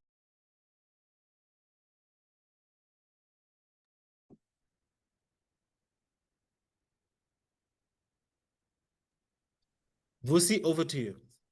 Thanks, Katlego. In terms of the question about access to capital, I think that is the reason we live as township entrepreneurs. We're constantly trying to access capital somehow. And we know that the capital, they say it's available, but we just can't figure out a way to access it. And so I think the next question about inclusion and transformation plays very well into that. We have been trying to be part of the existing system. So we've been trying to merge decentralized with centralized, and we've failed dismally. Government has failed dismally. The funding partners have failed dismally. So perhaps when we think about transformation, possibly as a solution, it is, but even in the transformation, the word transformation has become so like, you know, it means nothing now. It's been used so much in South Africa, and it's mired with BEE failures. So we look at transformation and we think of BEE and its failures. And so again, we're stuck with a definition issue and a word issue. How do we find the right word that will capture our need for funding and how to access it, and how to play in the economy for a shared prosperity that the Constitution promises? And the only thing that I can think of for decentralized economies is for the funding that's available today within the development finance space in South African government, right, should be allocated to the existing funding mechanisms in these markets. So, for example, we've got really great community finance solutions like Stokvels. They do really well, and they've managed to aggregate a credit solution for communities that we've been accustomed to, that are rooted in trust and in relationships. We also see a lot of machonistas or loan sharks that are based in communities. And, you know, in our desperation to formalize anything to the, you know, the edge of existence, when we formalize those machonistas, we've got to allow them to remain as agile as they need to for the environment that they service. So, and I mean, if you go around any township, you know, everybody knows where the mashonisa is. There's no signage, there's no NCR regulation or registration number that you can find online. You just know that house. Why? Because money actually is dispersed there, right? And so with the other funds that we see in South Africa that are allegedly geared towards entrepreneurs, namely Spaza Fund, for instance, that just was released in April. We've got a lot of these funds that exist, but we've got no anecdotal evidence of disbursement, right? So we know that the fund exists on paper, beautifully written, but the conditions, the criteria used for disbursement is so onerous for the entrepreneur that comes from this space that they cannot meet those conditions. And I mean, I'll give an example. In the Spaza Fund, the people who it's designed to help can't access it because the municipal regulations are not uniform in the country. So one municipality chooses certain licensing regulations, you know, in a different province that is different in another province. In the Western Cape, the difference between City of Cape Town and Stellenbosch municipality is so different that I can qualify for a Spaza shop or license in Stellenbosch, but I can't qualify for City of Cape Town. So it's those kinds of spatial planning legacies that need to be resolved. And the people who wrote the policy, who wrote the fund regulations, have absolutely no clue that these are the challenges. So we've got to figure out as South Africans how to make funding available to people at the point where they are, not where we expect them to be on a uniform basis, using a global, what do you call them, best practices. We've got to look at a township for township example that is unique for that specific area, and then disbursement must be done by the players who are existing in that space and doing the disbursement already. Thank you. Thank you. Minister, do you have anything you wish to say? Look, no, thank you so much for the comments and some points. I want us to accept that the conditions and challenges are different in different spaces. But I also want us to acknowledge that the administration is charged with the responsibility, you know, of course, to redistribute, to ensure that we fulfill the potential of South Africans. We tap onto, you know, how we enable the space, because part of it, yes, as we raise the issue of access to capital, but also issues of market. you know, because it takes so much to even invest in skills, invest in systems. I think there's great lessons that we have learned over the last 30 years. One of the lessons we must never even put a blind eye to is inequality still exists. You know, President Thabo Mbeki always said, when we took over in 94, you found a desk and a pen. And that must not be taken lightly, because some of the other things were even hidden, for that matter, to try and cover some of these loss that our country have experienced. And to deal with inequality doesn't take 1 year. With a democracy as young as 30 years, indeed, there are certain things that our country could have done better, effectively, and faster. But you are also dealing with systems over other systems, and you are trying to actually repair the injustice of the past on top of that. So, and I want us to really acknowledge that. And the second part is, throughout these years, there has also been progress where we've seen the emergence of many communities, many improvement, infrastructure, development, and so forth. So we must not also put a blind eye to that. What we are confronting now is whether the different systems of economies, whether formal and informal, I mean, I always make reference to the informal sector, to saying it's a big economy that is uncoordinated. But it doesn't mean that an informal sector should also not be accountable. Because while we're going to look at the introduction of policies, whether you're talking about township policies, rural development, with its intentions that lies transformation. And that also then speaks to why certain investments, funds were established for that purpose that you built into the transformation agenda. Again, it does not mean that there mustn't be accountability. Because if you then look at how, whether entrepreneurship and business, social enterprises have emerged, they've emerged, but then they must also fall in the grasp of safety nets, of accountability, of growth pathways, and so forth.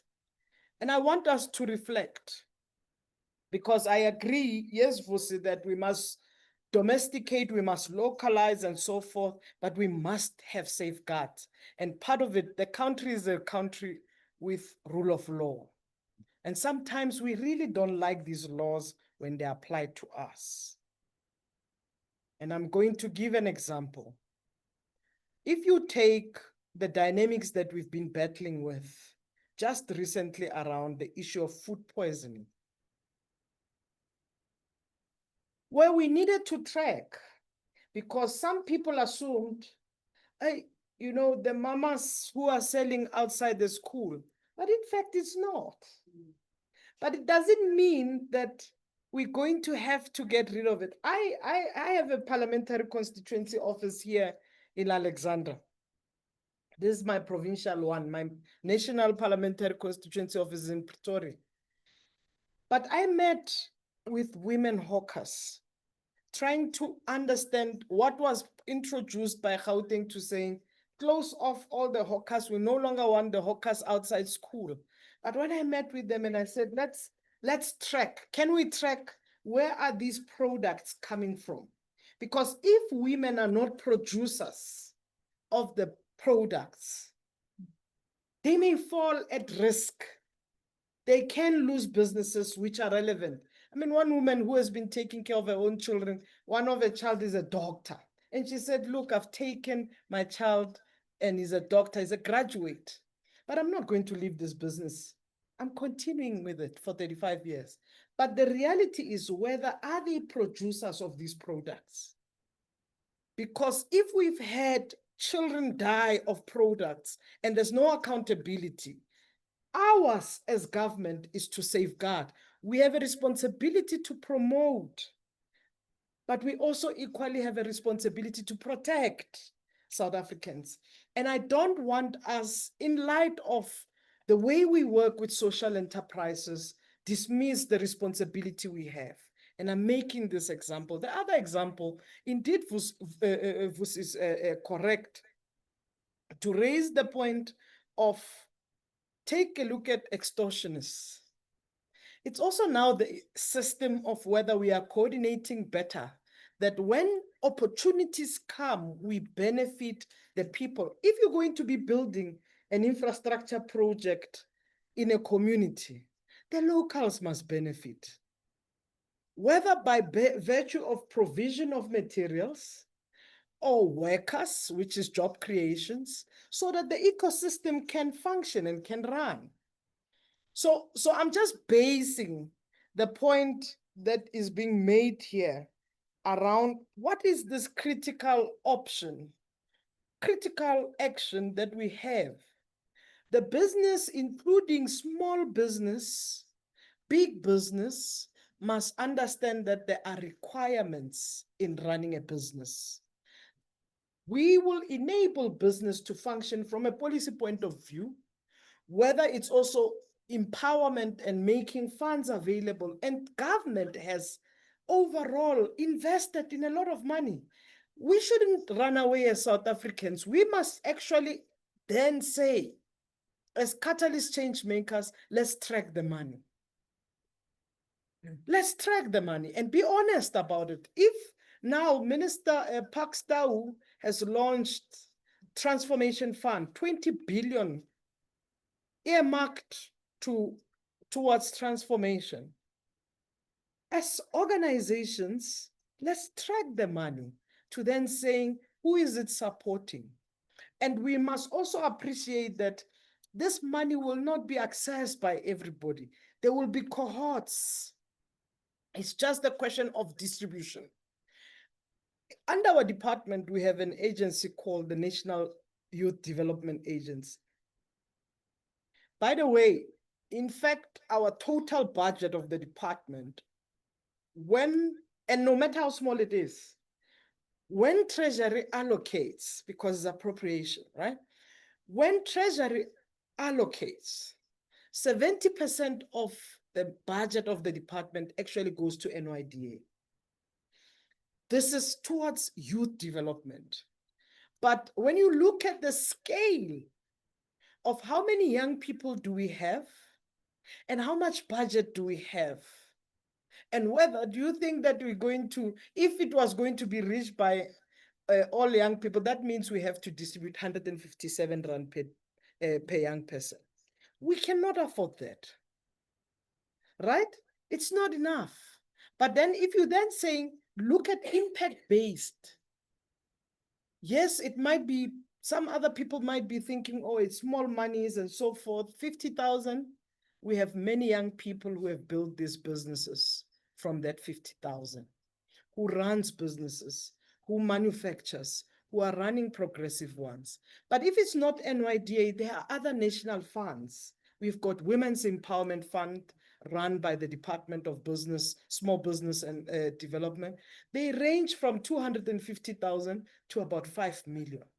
And the point that you have raised, which is the question of state of readiness, and I was trying to make an example earlier to say, if I'm a chef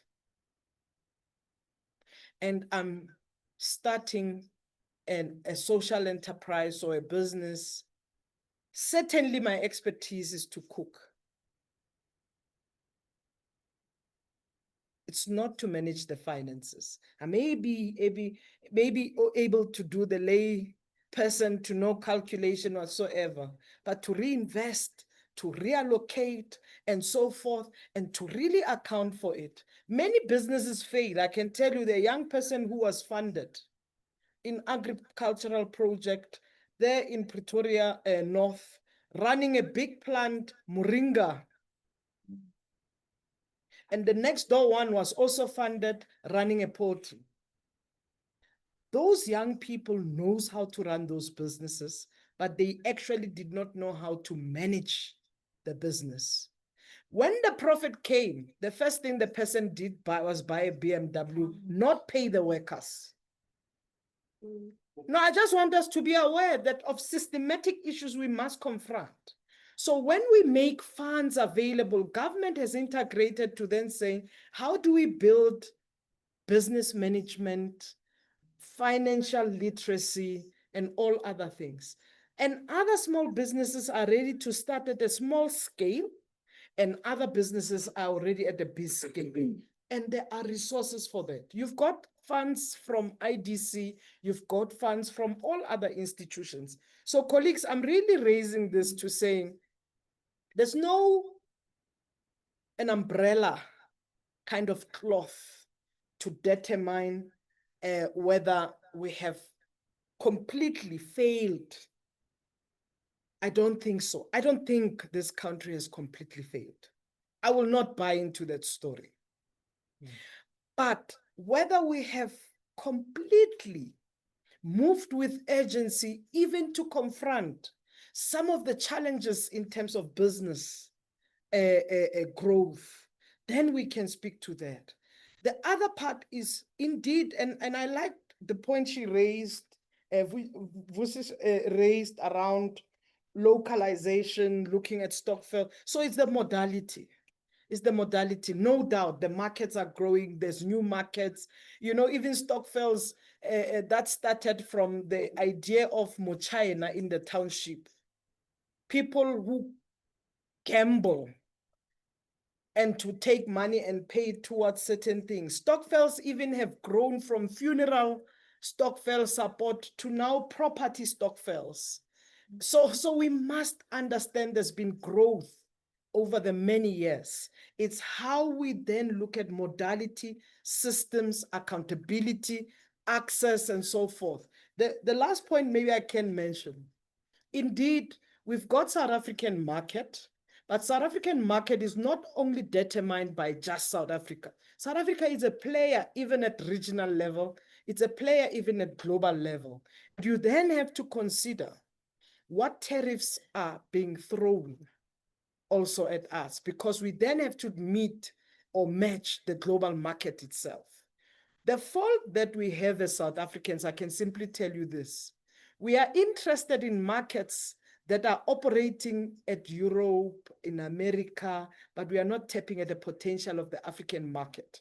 And then if you take this free trade agreement that we have at a continental level, and you then have to look at which markets are operating. What does Tanzania need?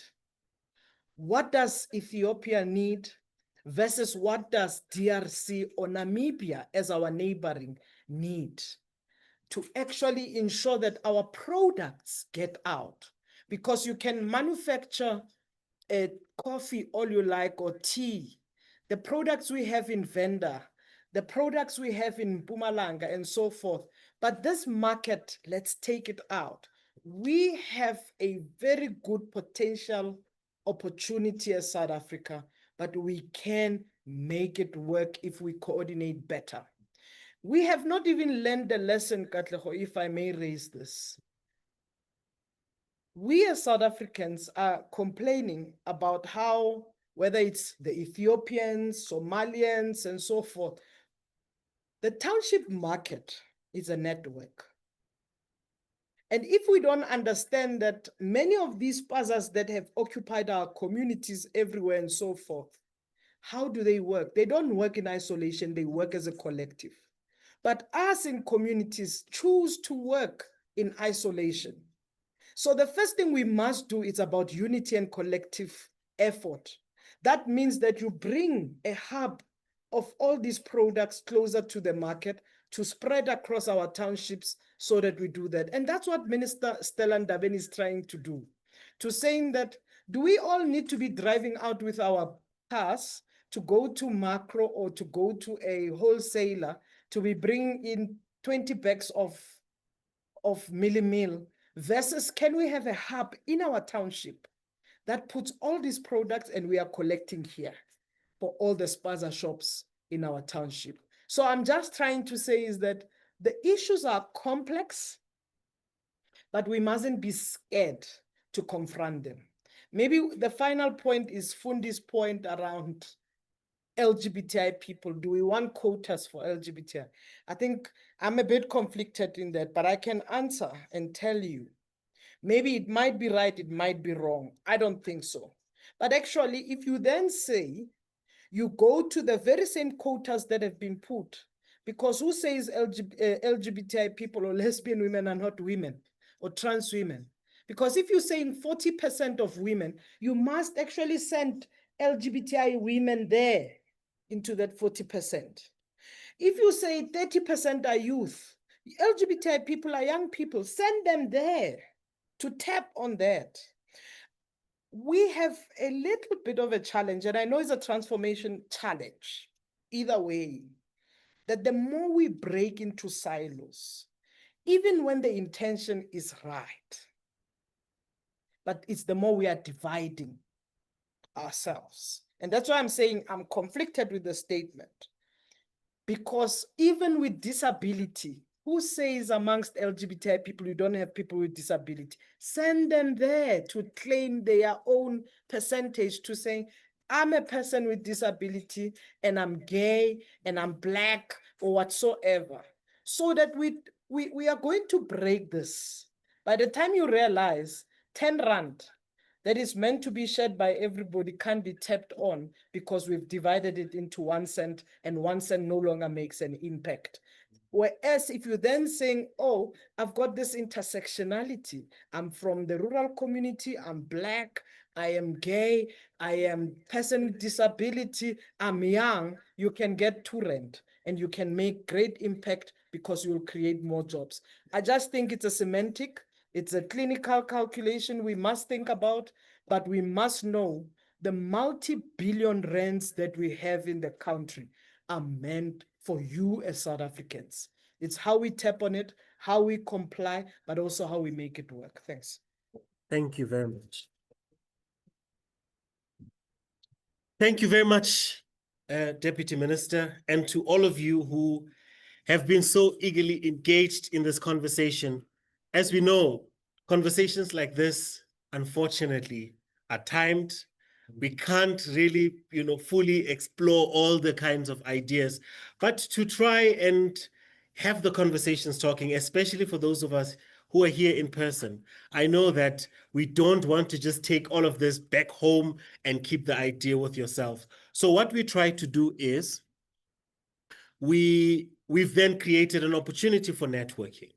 And I'm imploring all of you who are both in person in Cape Town as well as here in Johannesburg to join us. It's just for 30 minutes until 3 o'clock. There is a dedicated space that we've created outside, both at the Stoop Startup there in Cape Town and here at Youth at Work in Johannesburg, for us to then engage. There might be a bit of intentional networking that we will ensure that at least by the time we leave this space, you've exchanged contact details with, if not 6 people, at least 7 people. So that we can get these conversations going, but at the same time, we could foster potential foundations for collaboration. So once and for all, I want to thank everyone. I want to specifically thank our speakers for the wisdom, the vulnerability, as well as for the leadership. Deputy Minister, for making time in your very busy schedule. I was informed that you actually skipped cabinet meeting today. So please send our apologies to the President for having taken you from such an important space. But also it means that you recognize spaces like this as very key and pivotal in the work that you do. So we appreciate you for that. Dr. Francois Bonisi, who unfortunately had to drop off, as well as Yoga Valley, because they're engaged in other platforms for conversations. We also appreciate you for that. For all those who joined us virtually, we truly, truly want to thank you. But most importantly, we want to thank our partners who have hosted us. For here in Johannesburg, Youth at Work, Erica Kempken, we appreciate you for availing the space, for the tech, and for your team who so steadily has worked so hard. Equally for our partner in Cape Town, Shona Equipped, Colleen, led by Shona McDonald, and your team. We truly appreciate you for having made available the space for us to engage and to start a platform like this.